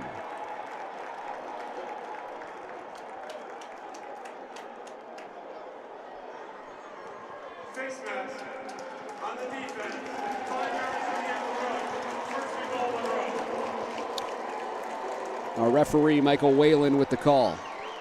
Yeah, you're going to see Thomas take the handoff here. Once again, just a burst of speed, kind of similar to the run by Garcia just a couple of moments ago. And this running game is finding its footing. The penalty against Sleepy Hollow does not help what has been against them defensively here on this drive. And now a chance for the Red Jackets to get 2 quick scores, to start the second half.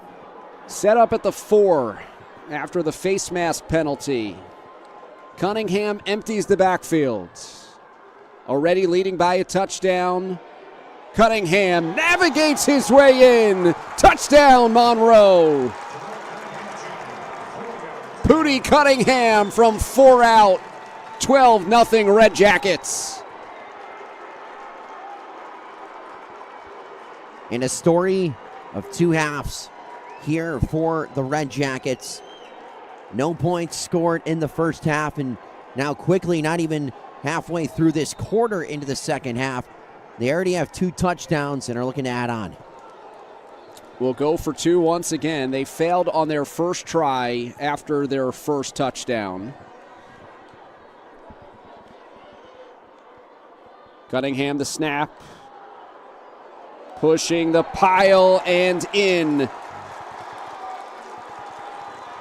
It is Christian Franklin powering his way for the 2-point try.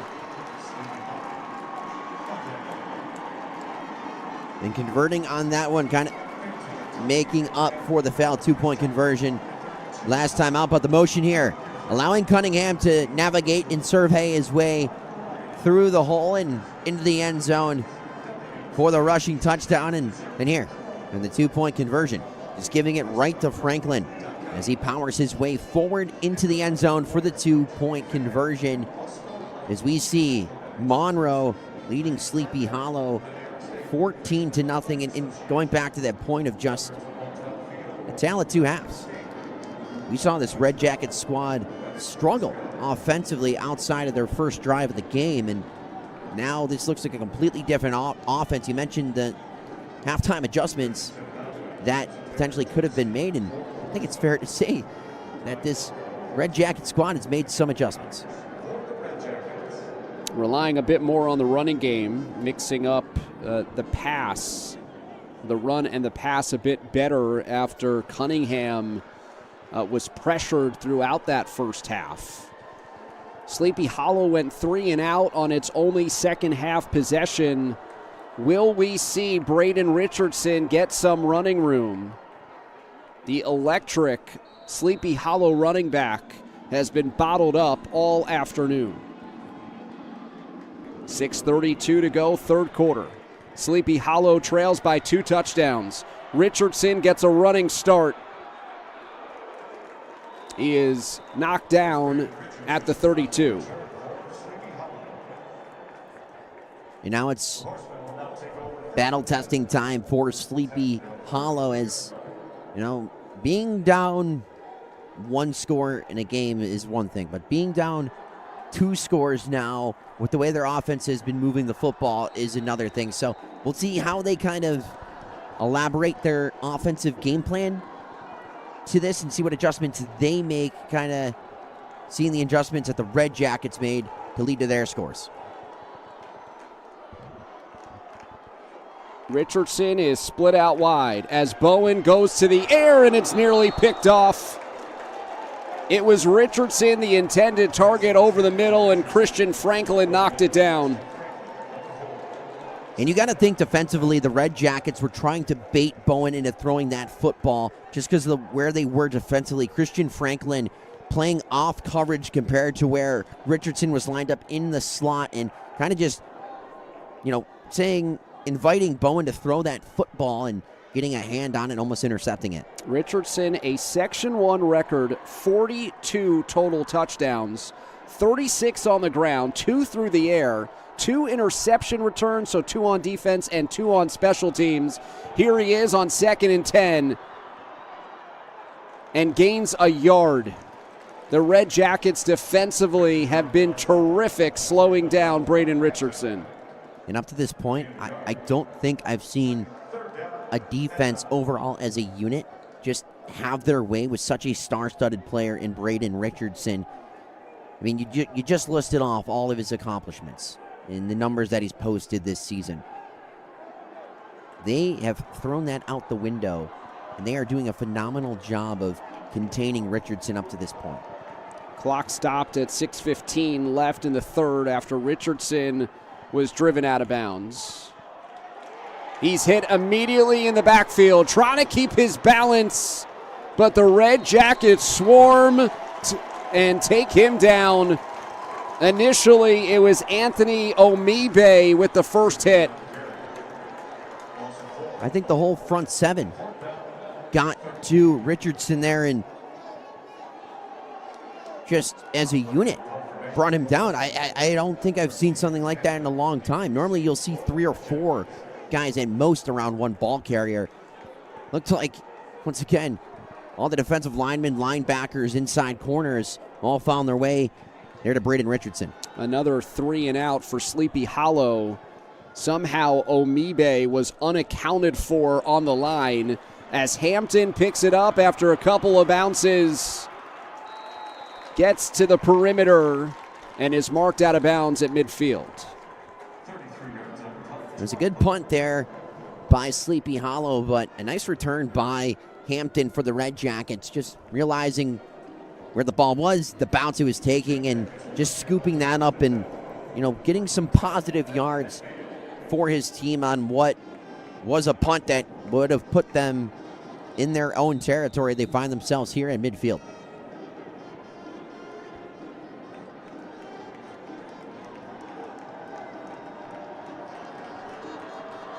Starting this drive at the 50. Already with 2 second-half touchdowns. Hampton in motion and a fumble on the exchange. Hampton is able to recover and then tosses it to Cunningham.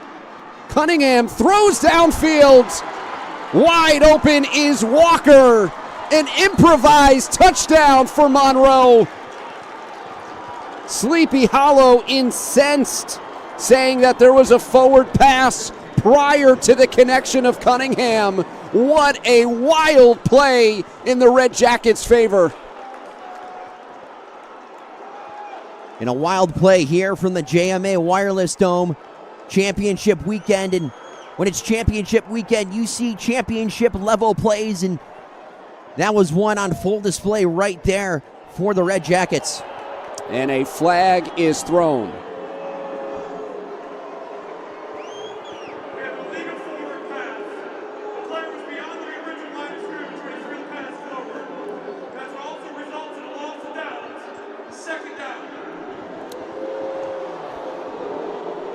So the original line of scrimmage is midfield. Yeah, once again, the botch snap. You'll see Hampton picking up the ball for the Jackets and getting it back to Cunningham, the quarterback. And then downfield, and the ball was initially for Hampton. He got to the line of scrimmage. So if that ball is at any way touching the 50 or beyond the 50, that would be a forward play. So this one came back. We'll take another look at it and watch where the ball is in Hampton's hands. That's close. He's got his foot over the 50. Clearly, when Cunningham threw it, it was on the right side of midfield. But the officials call it back. They wipe a touchdown off the board as Cunningham escapes the tackle of Perez Rosario, throws a jump ball on the sideline. It's incomplete. So Cunningham avoids the sack, but he throws it incomplete, and now it is 4th down. And something we are going to have to take a note of is, with the way this game has been played, that would have been the Red Jackets' 3rd score of the game if that stood. But now, with that being said, the position that the Red Jackets face themselves in, keeping Sleepy Hollow essentially in this game. So the down marker on the sideline had 4th down, but it has been readjusted, our score bug, with 3rd down, so we're all on the same page here. 3rd down and 17. I just still can't get over the improvisation of that play. I mean, that was simply put probably the craziest play I've seen in person. Monroe has gotten every bounce, every high snap that is redirected to a running back. This one to Hampton in stride, breaks one tackle, and now it's a foot race. Touchdown, Monroe. 58 yards on the sprint for the dangerous Messiah Hampton. Well, that's one way to answer back. Having the initial touchdown taken off the board with the flag, and now finding the big target in Messiah Hampton, the senior, catching that one in stride, and a full out of steam down the sideline. Taillights time. You're not going to catch Hampton in for the score. So we just talked about the position that they were in, 3rd and long. But this Red Jacket squad swarming their way up the sideline, led by Hampton, in for the score. 3 third-quarter touchdowns after being shut out in the first half. And now we see how dangerous this offense is. Cunningham, a dart to the corner for the 2-point try. It's broken up. The 2-point try is no good, so it remains 20-0. And here, 3rd and long. The snap of the quick throw outside to Hampton in stride, layering it beautifully over the defense. And once again, Messiah Hampton not going to think twice when he's got the ball in his hands. We've been waiting for Hampton to make that big play. And Hampton finally got the ball into a spot where he can make that big play. And, I mean, that's why he's going to go where he's going after he's done playing high school football. He will transition from a Red Jacket to a Duck. And there is a lot of Oregon green to go along with the black and red on the Red Jackets sideline. He made his decision in June, signed on the dotted line this past week on December 3rd, choosing Oregon amongst 32 other offers, including one from Syracuse, included because that's where we are, Ohio State, Georgia, Miami, Penn State, amongst others. I mean, just what a list of teams to choose from. And, you know, just couldn't be more excited for Hampton and his family and friends and his support crew, and looking forward to follow his journey after he's done playing high school football. Richardson takes it at the 5. And he is driven back after a short pickup. Lewis Falu makes the special teams tackle.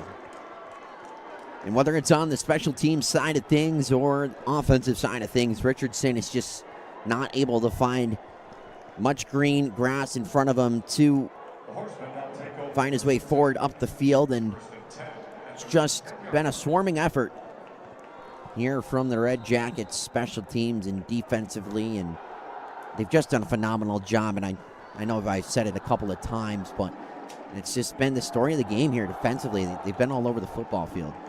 Hampton's 13th receiving touchdown of the season makes it 20-0 as Bowen airs it out into double coverage. Wanted Gilbert Onway. Cunningham's 2nd touchdown of the quarter on the strike to Hampton, adding to his 4-yard touchdown run earlier in the 3rd. Now 4:30 to go, 2nd and 10 with the ball spotted at the 10 for Sleepy Hollow in significant danger zone, trailing by 3 scores with an offense that hasn't been able to produce yardage.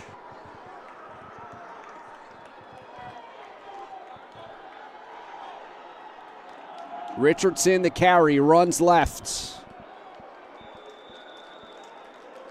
It's a pickup of 4. And believe it or not, for a running back that has over 2,400 yards on the season, that has been one of his better runs.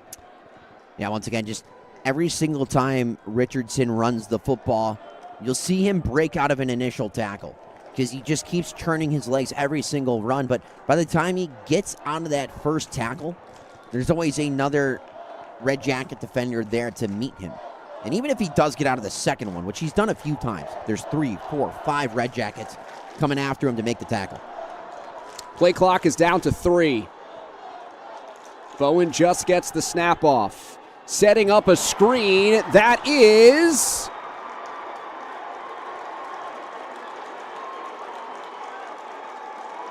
waiting for the signal.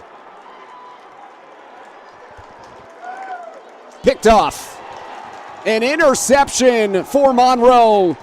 Franklin makes the play.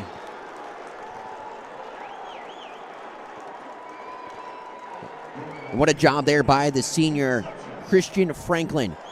Reading the screenplay, trying to run it backside. Cunningham just pops this one up into no man's land, and you'll see once again Christian Franklin right there defensively for the Redjackets on the interception, and that's just great awareness by the defensive back, being in the right place at the right time, and giving his team a chance to go up 4 scores near the end of the third quarter. 3:35 to go in the third.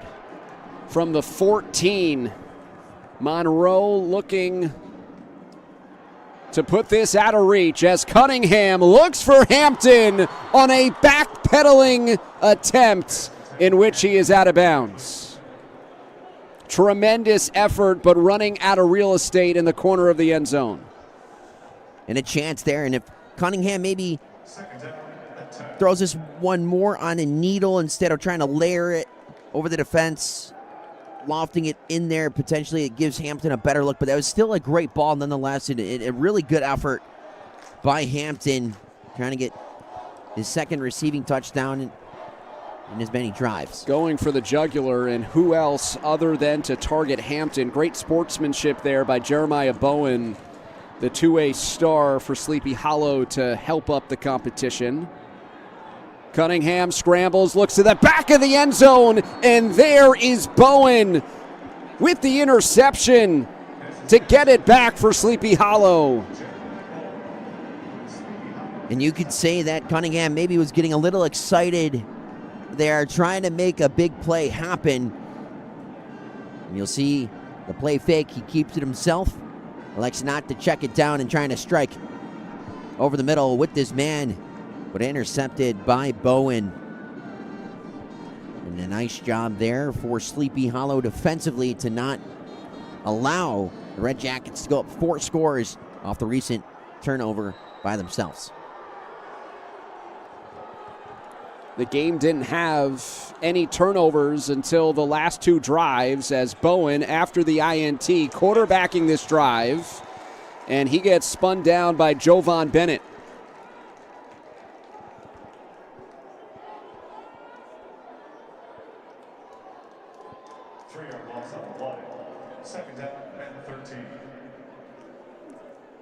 This Monroe defense has been stout, allowing only 2.9 points per game, 32 overall over the course of the season, 21 of them coming in the last 2 weeks in the state playoffs, when in theory the competition stiffens.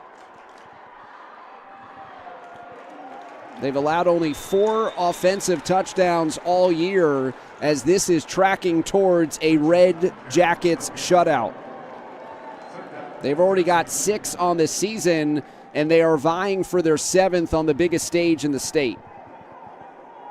Yeah, it would be a great spot if they could do so, and they just keep finding ways to shut down this Sleepy Hollow offense, and any way that the Horsemen try to attack them, it seems that Redjackets have always had an answer defensively to stop that.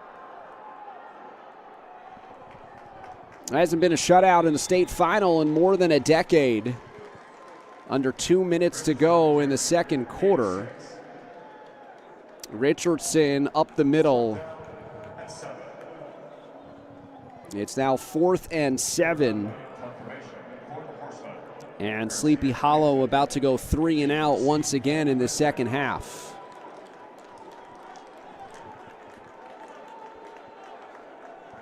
This time they gained 3 yards. Onway to kick. It's an end-over-end kick. That takes a Monroe bounce before it is downed at the 40. Yeah, and the last couple of punts for Gilbert Onway have not exactly went his way with the bounce as it's hit the turf, and that backspin is, just kind of dirted it right in the turf every time it's fallen, and not getting that extra spin to bounce it an extra 10 or 15 potential yards. Prior to this drive that will start at the 40-yard line, Monroe uses the first of 3 second-half timeouts. Sleepy Hollow's defense has allowed 3 touchdowns in this second half. Jermaine Montgomery from 19 yards on the opening drive of the third opened it up. Pootie Cunningham capped off a 47-yard drive with a 4-yard touchdown. And then the big play, Cunningham to Messiah Hampton, a 58-yard sprint down the sideline. The Redjackets 1 of 3 on 2-point tries to give us a 20-0 game. And something I want to highlight here defensively for Sleepy Hollow, we talked about the 4 first-half sacks for number 23, Michael Veriano. His name has not been said once in this second half. The Redjackets offense has done a nice job of just really shutting him down here up to this point. Veriano lines up on the right side of the defensive line for Sleepy Hollow, and he's immediately double-teamed as Ray Garcia takes this one up the middle. First down, Redjackets. And something that, I've noticed throughout this second half is when you mention adjustments, the one main adjustment that we've seen from the Redjackets offense is the double-teaming on Michael Veriano and running away from Veriano. They have not attacked Veriano because every time they have in that first half, he's gone after them. And even when they've tried to go away from him in the first half, he's always found a way to get to them. But now that they've been more strategic in the handling of 23. First and 10 at the 27 after a pickup of 13. Garcia in the backfield. Gets the handoff. Big hole for Garcia. Outracing the defense. Touchdown, Monroe. 27 yards, and the 4th touchdown scored by the Redjackets in the third quarter.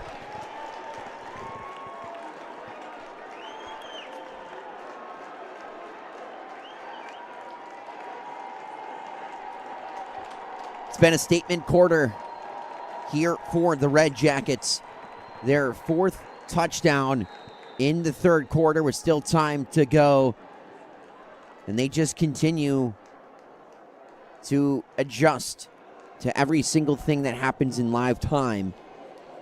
And it's been in great success for them here. Up 4 scores. 4 touchdowns and a red zone interception. Going for 2 once again. Change of direction on the run for Jermaine Montgomery, and he plows his way in. Known as a bulldozing running back. Makes it 28-0.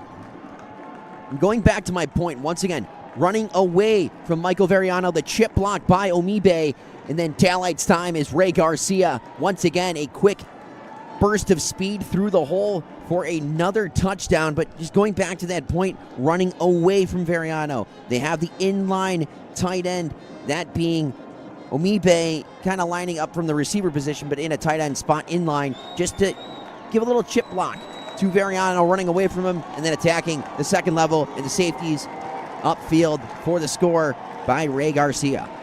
Terrell Cunningham, senior, the 5th-year head coach of the Redjackets, 9th overall with the program, recently named Section 5 Class B Coach of the Year. He played collegiately at nearby Utica, class of 11, where he was a captain in his senior year, but he went to high school at Marshall. He is a Rochester kid.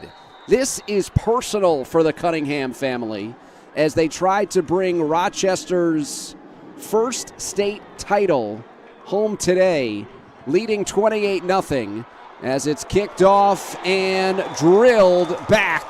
Richardson going backwards. The special teams coverage for Monroe led by Omibe. We just talked about Omibe on the chip block on the last time out, and there you go. Kind of looking like WWE with a spine buster. That is a form tackle. Yeah.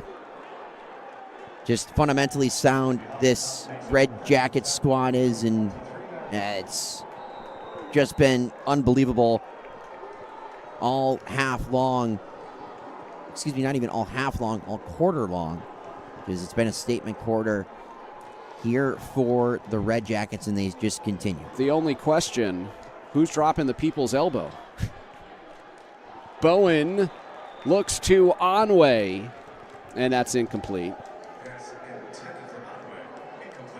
I'm sure you didn't expect that reference from me. I caught you by surprise. You did catch me by surprise. Yeah. I mean, I think you dropped the people's elbow with that one, catching me off guard. But that's something that the Red Jackets have done this third quarter. They've caught Sleepy Hollow off guard. Anytime Sleepy Hollow has tried to get something to go, it's just been the Red Jackets just meeting them right there. And whether that's on the special teams with the form tackle by Omibe or other things, just throughout this quarter, it's just they've had their number. Flag is thrown. Looks like a false start here against Sleepy Hollow. Making a joke off of a wrestling reference, but to a bigger point, speaking about the people, it's hard to find two teams that embody their communities better than these two. Just in the sense of the way that the communities have been talking about this game, or the teams have been talking about the game leading up. We'll tell a story in the fourth quarter about the send-off that Sleepy Hollow had leading into this championship game. And then just the way that Monroe has braced Rochester, the 585, the decal, as you mentioned, on the helmet during the playoff run, as Bowen rolls out a side-arming completion. He has his man. It is Meyer getting back to the original line of scrimmage after the 5-yard penalty on what should be the final play of the third quarter. That was owned by Monroe. 4 third-quarter touchdowns. Red Jackets in control. 3 quarters complete on the NFHS network.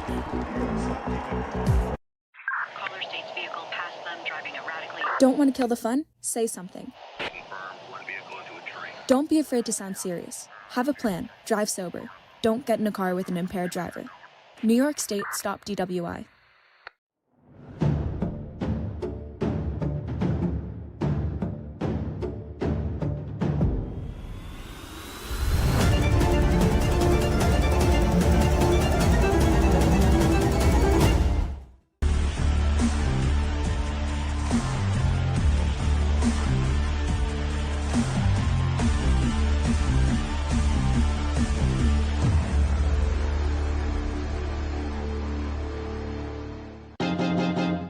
High school sports fans, relive your favorite moments. Just click the shopping cart below the video player to get your digital copy today.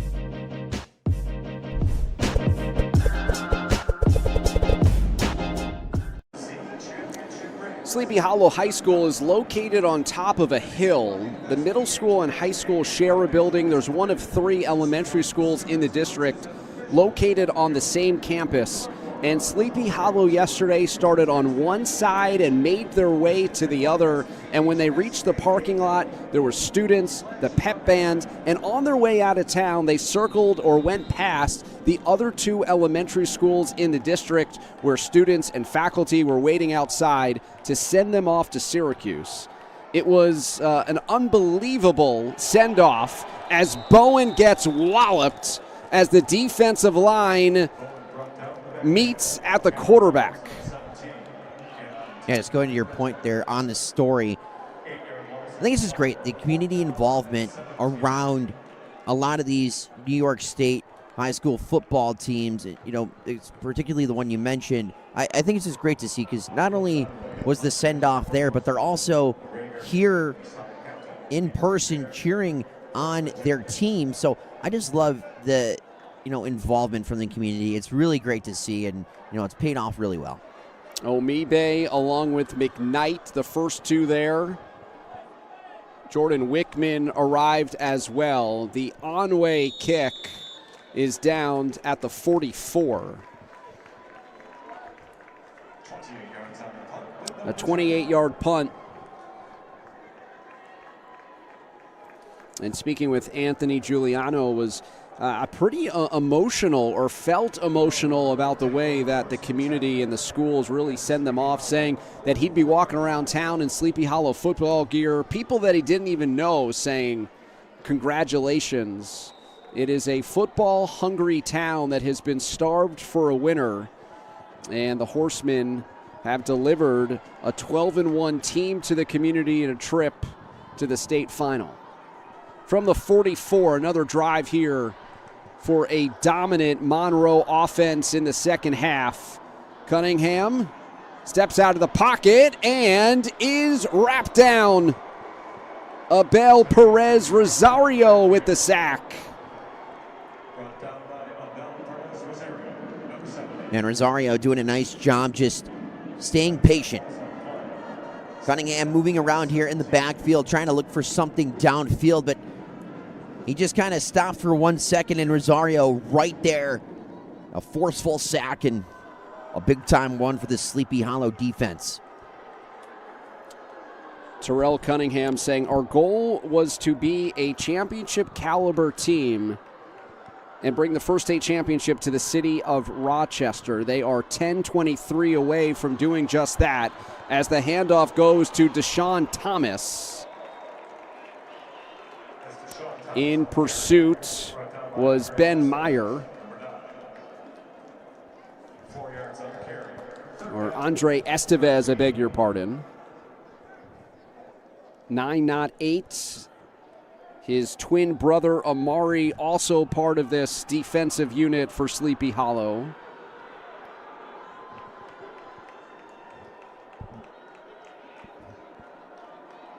Veriano remains out there in place of Michael Aquendo along the defensive line.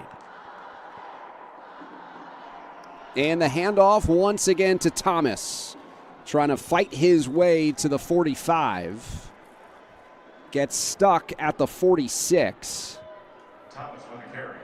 And this is really the first time we've seen the Sleepy Hollow defense kind of find their rhythm for back-to-back plays in the second half, because, you know, it's really been all Redjackets offensively with that, you know, big third quarter explosion that they had. And now it's good to see that, you know, this defense is kind of finding their footing once again after a dominant first half. 4th and 12. Offense remains on the field.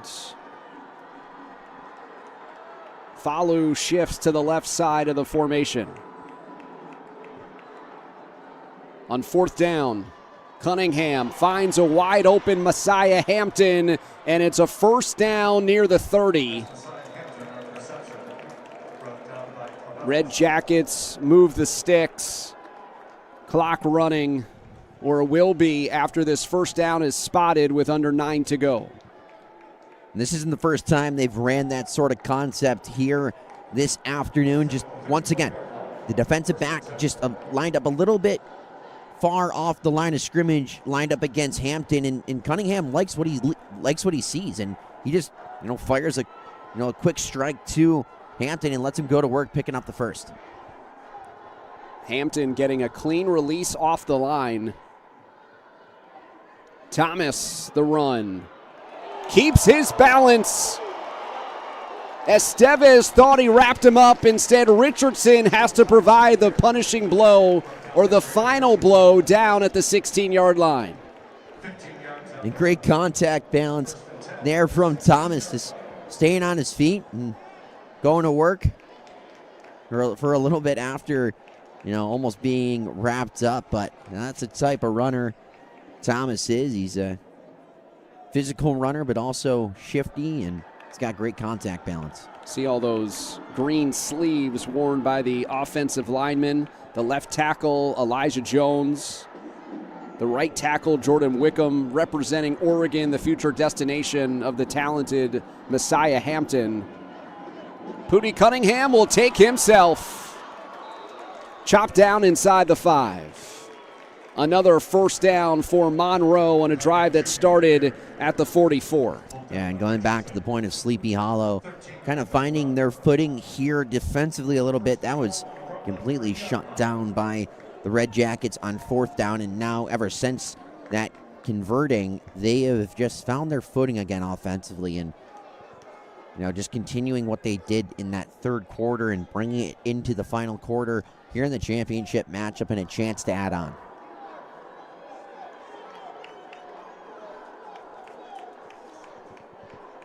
First and goal from the 3. Thomas stops short. Thomas gets the carry. Brought down by Perez Rosario. Gain of the yard. Second down goal from the 2-yard line. So a pickup of 1. It's first and goal, or second and goal rather, from the 2.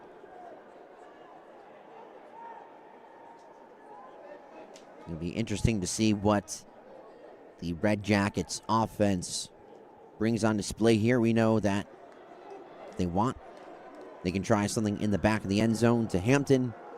They can run the ball with the talented Thomas, or Cunningham keeping it himself.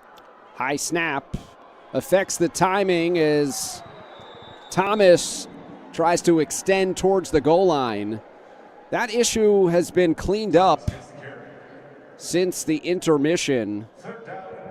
There hasn't really been much of a snap issue in this second half, if at all. It really just goes to show you how talented and good this Red Jacket squad is to play through all the, the botched snaps that have taken place, not only today, but, through the playoffs for themselves, going all the way back to Buffalo.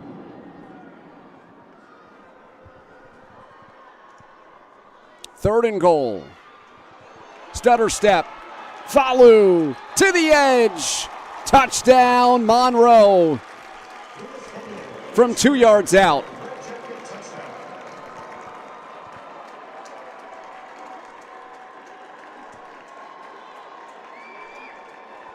And what a run there by Falu.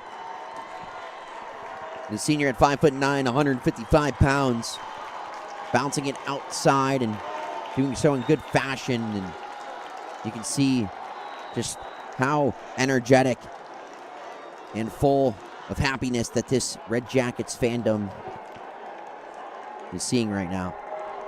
Fourth different player with a rushing touchdown. Monroe will go for 2.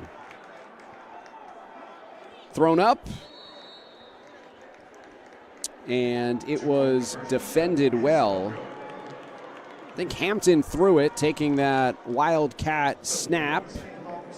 First, the touchdown by Falu.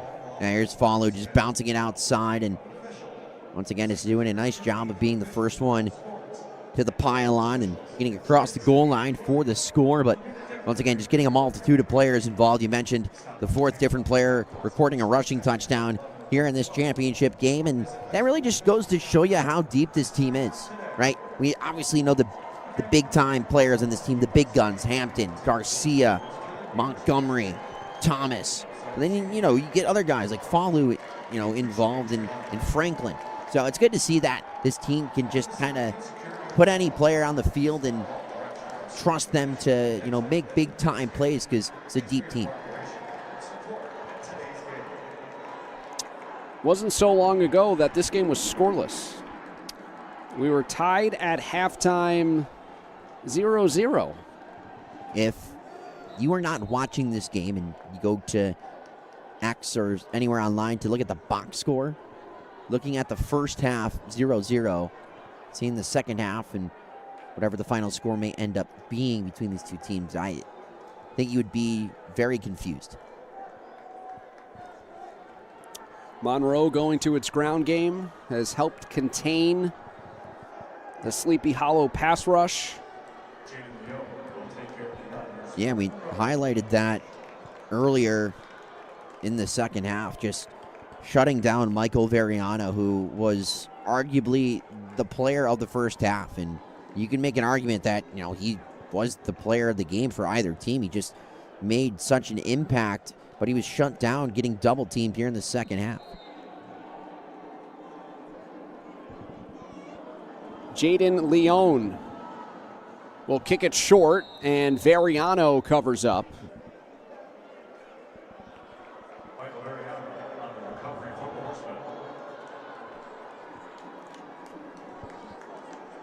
So not sure if that was an attempted onside kick or just a squib up the middle. In either event, it gives Sleepy Hollow a start at the 41-yard line.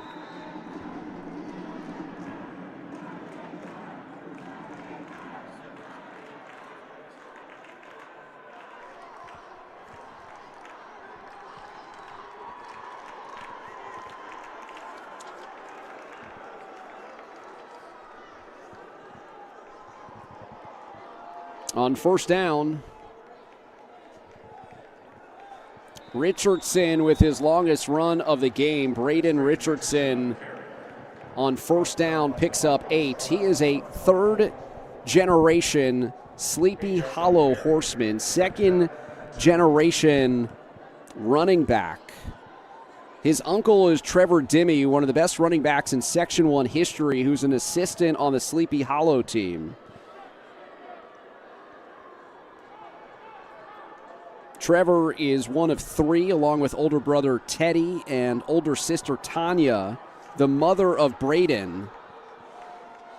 Richardson takes the direct snap, picks up the first down for Sleepy Hollow, who also has his grandfather in attendance, who is a wide receiver for the Horsemen. 6 yards on the carry. And a first down.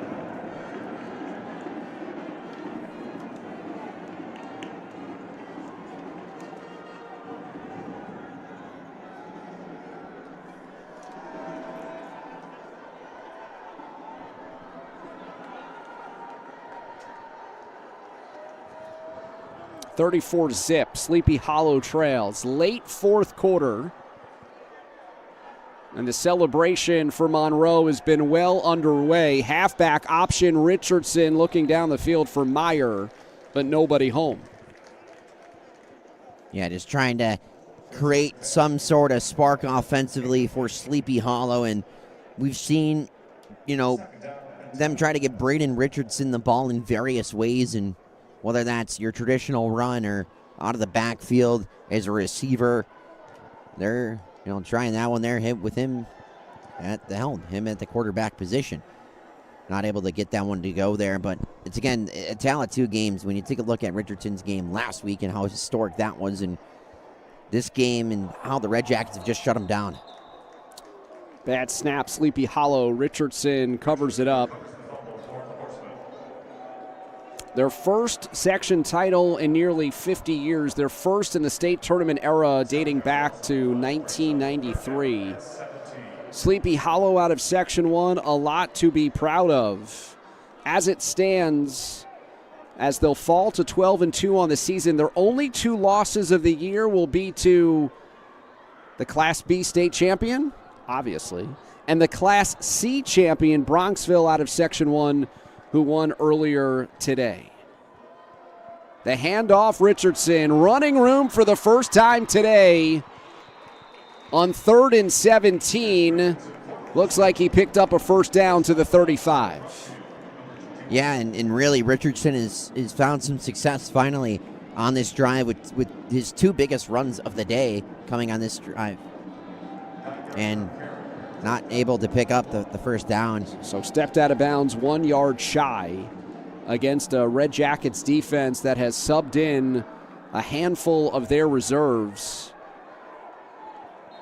Trying to hold on for their 7th shutout of the season as the Redjackets call timeout defensively, using their second here with 3 minutes to go in the fourth quarter.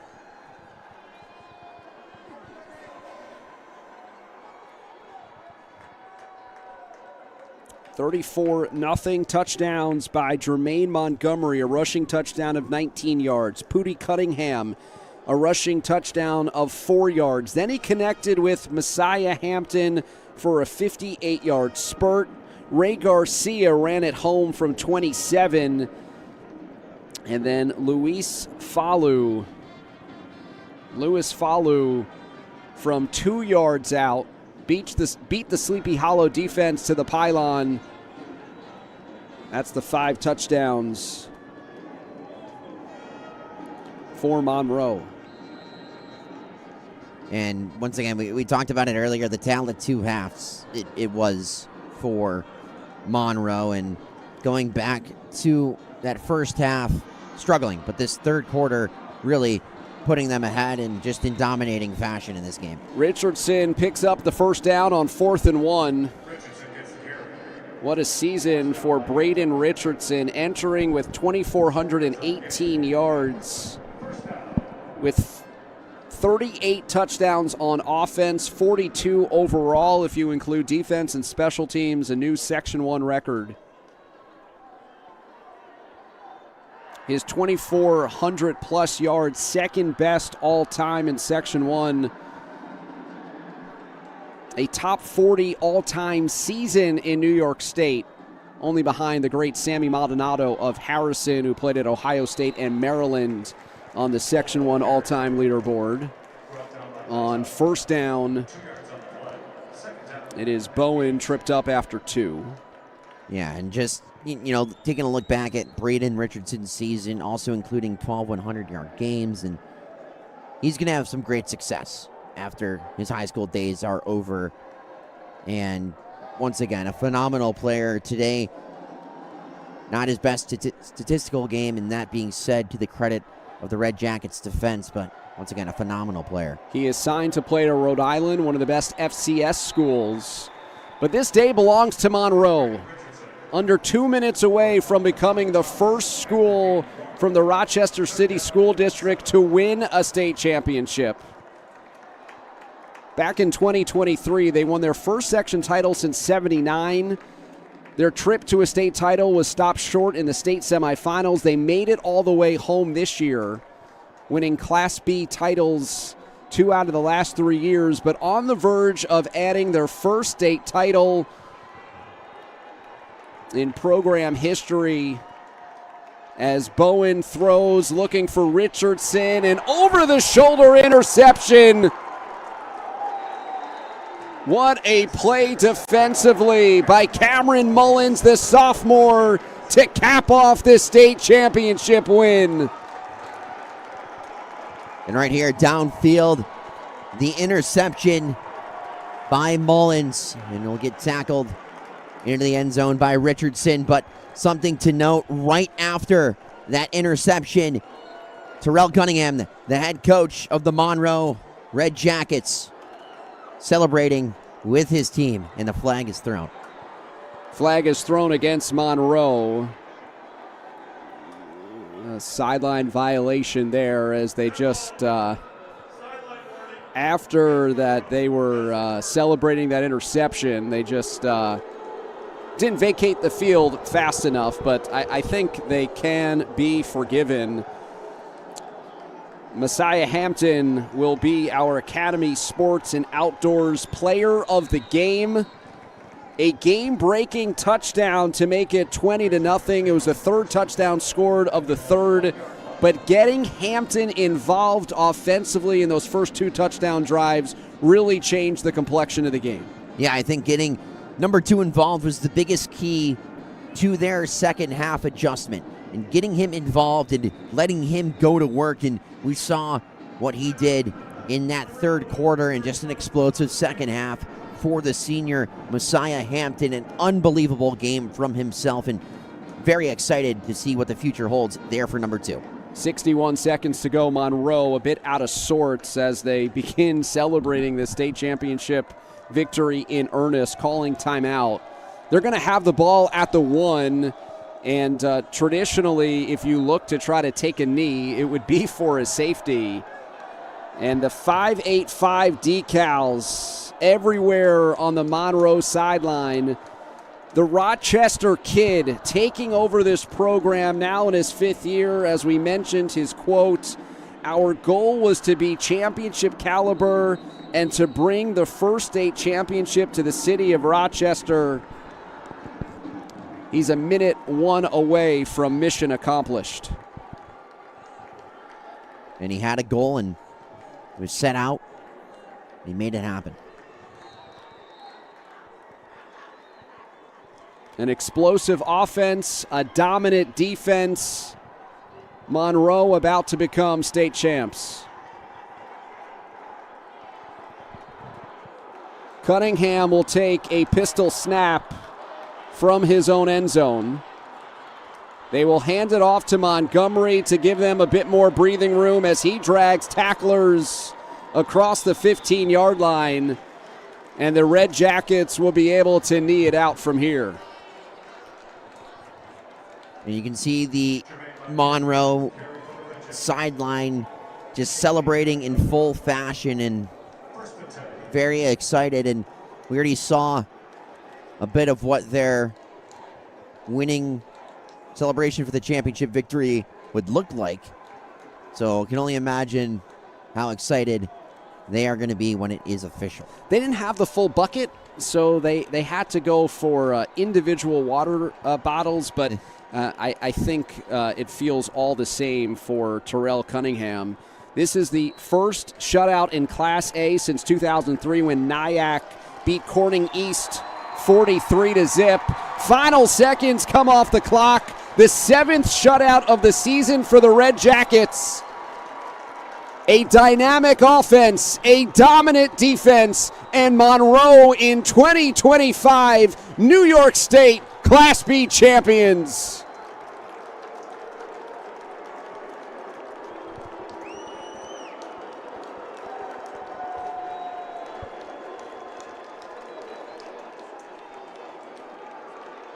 And what a moment, not only for the players, the staff, everyone involved with this Red Jackets squad, but the support staff and everyone around this 585 Rochester community.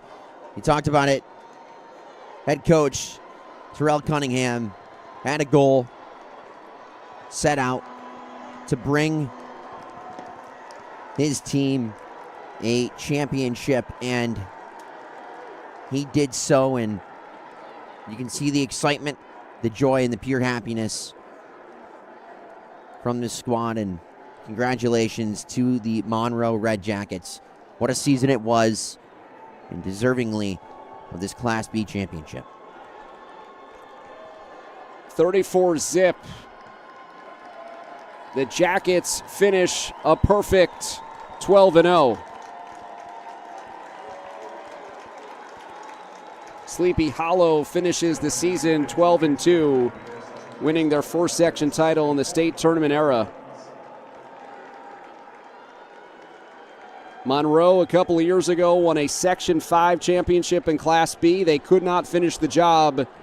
2 years later, they get it done. Emphatically inside the dome.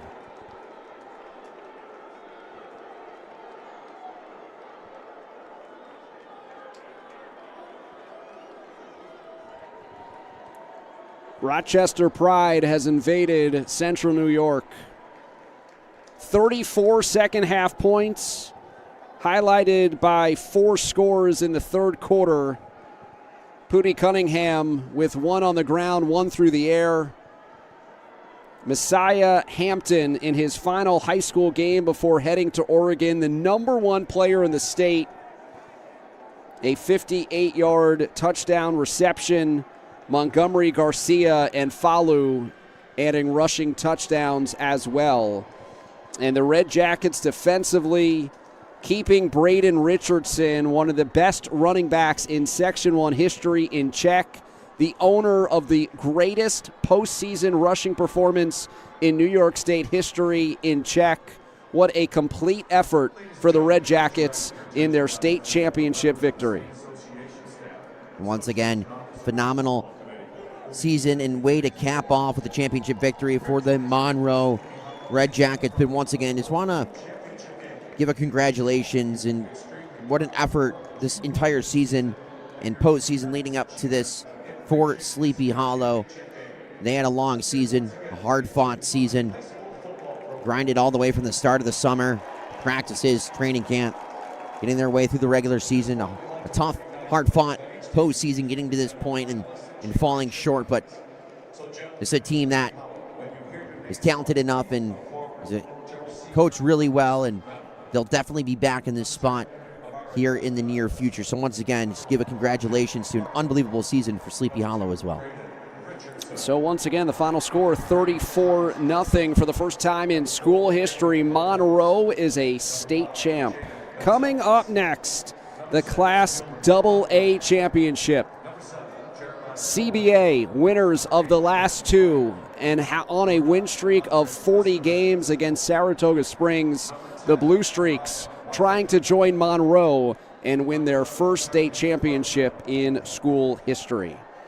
So for Evan Harrington and our entire WNY Athletics crew, David Resnick, we will send it down to the field for the trophy presentation of the Class B state champs, the Redjackets of Monroe. Number 25, Dean Nelson. Number 33, Ryan Meehan. Number 50, Sutton O'Leary. Number 52, Thaddeus Carmelis. Number 53, Daniel Naughton. Number 55, Exat Dakaj. Number 56, Ryan Reed. Number 58, Brandel Almonte. Number 59, Abiel Barrios. Number 70, Abel Perez Rosario.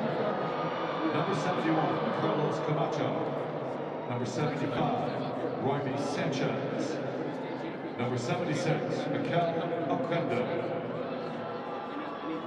And could we please now have the captains and coaches from Sleepy Hollow High School to please come forward to receive your state finalist plaque.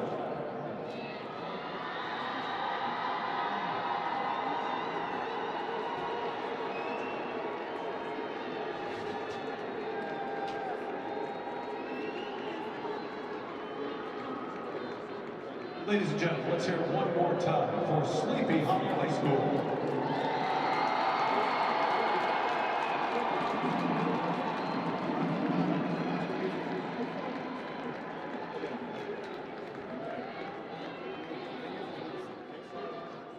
And now, gentlemen from Monroe High School, when you hear your name called, please come forward to receive your championship medal. Number 1, Ray Garcia. Number 2, Masai Hampton.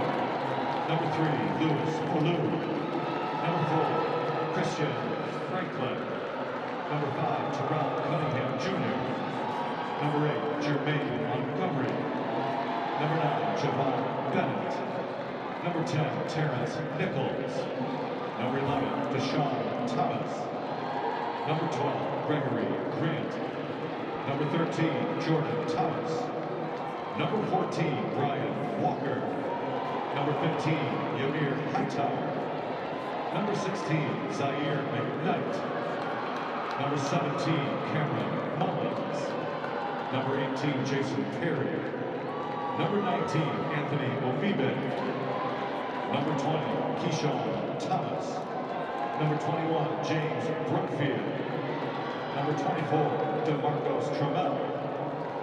Number 25, Rajiv Brown. Number 34, Robert Campbell.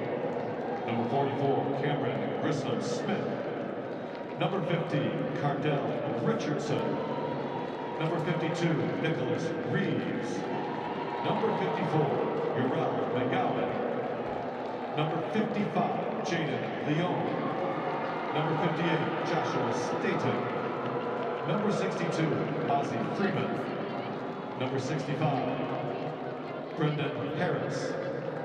Number 67, Yadiel Barrios. Number 70, Jordan Wickman. Number 71, Elijah Breeze. Number 74, Caden Goodman. Number 75, Josiah Smith. Number 77, Elijah Jones. Number 78, Derek Barnes. Number 99, Jamar Oakley. And could we now have the head coach and captains from Monroe High School to come forward to receive your state championship flag.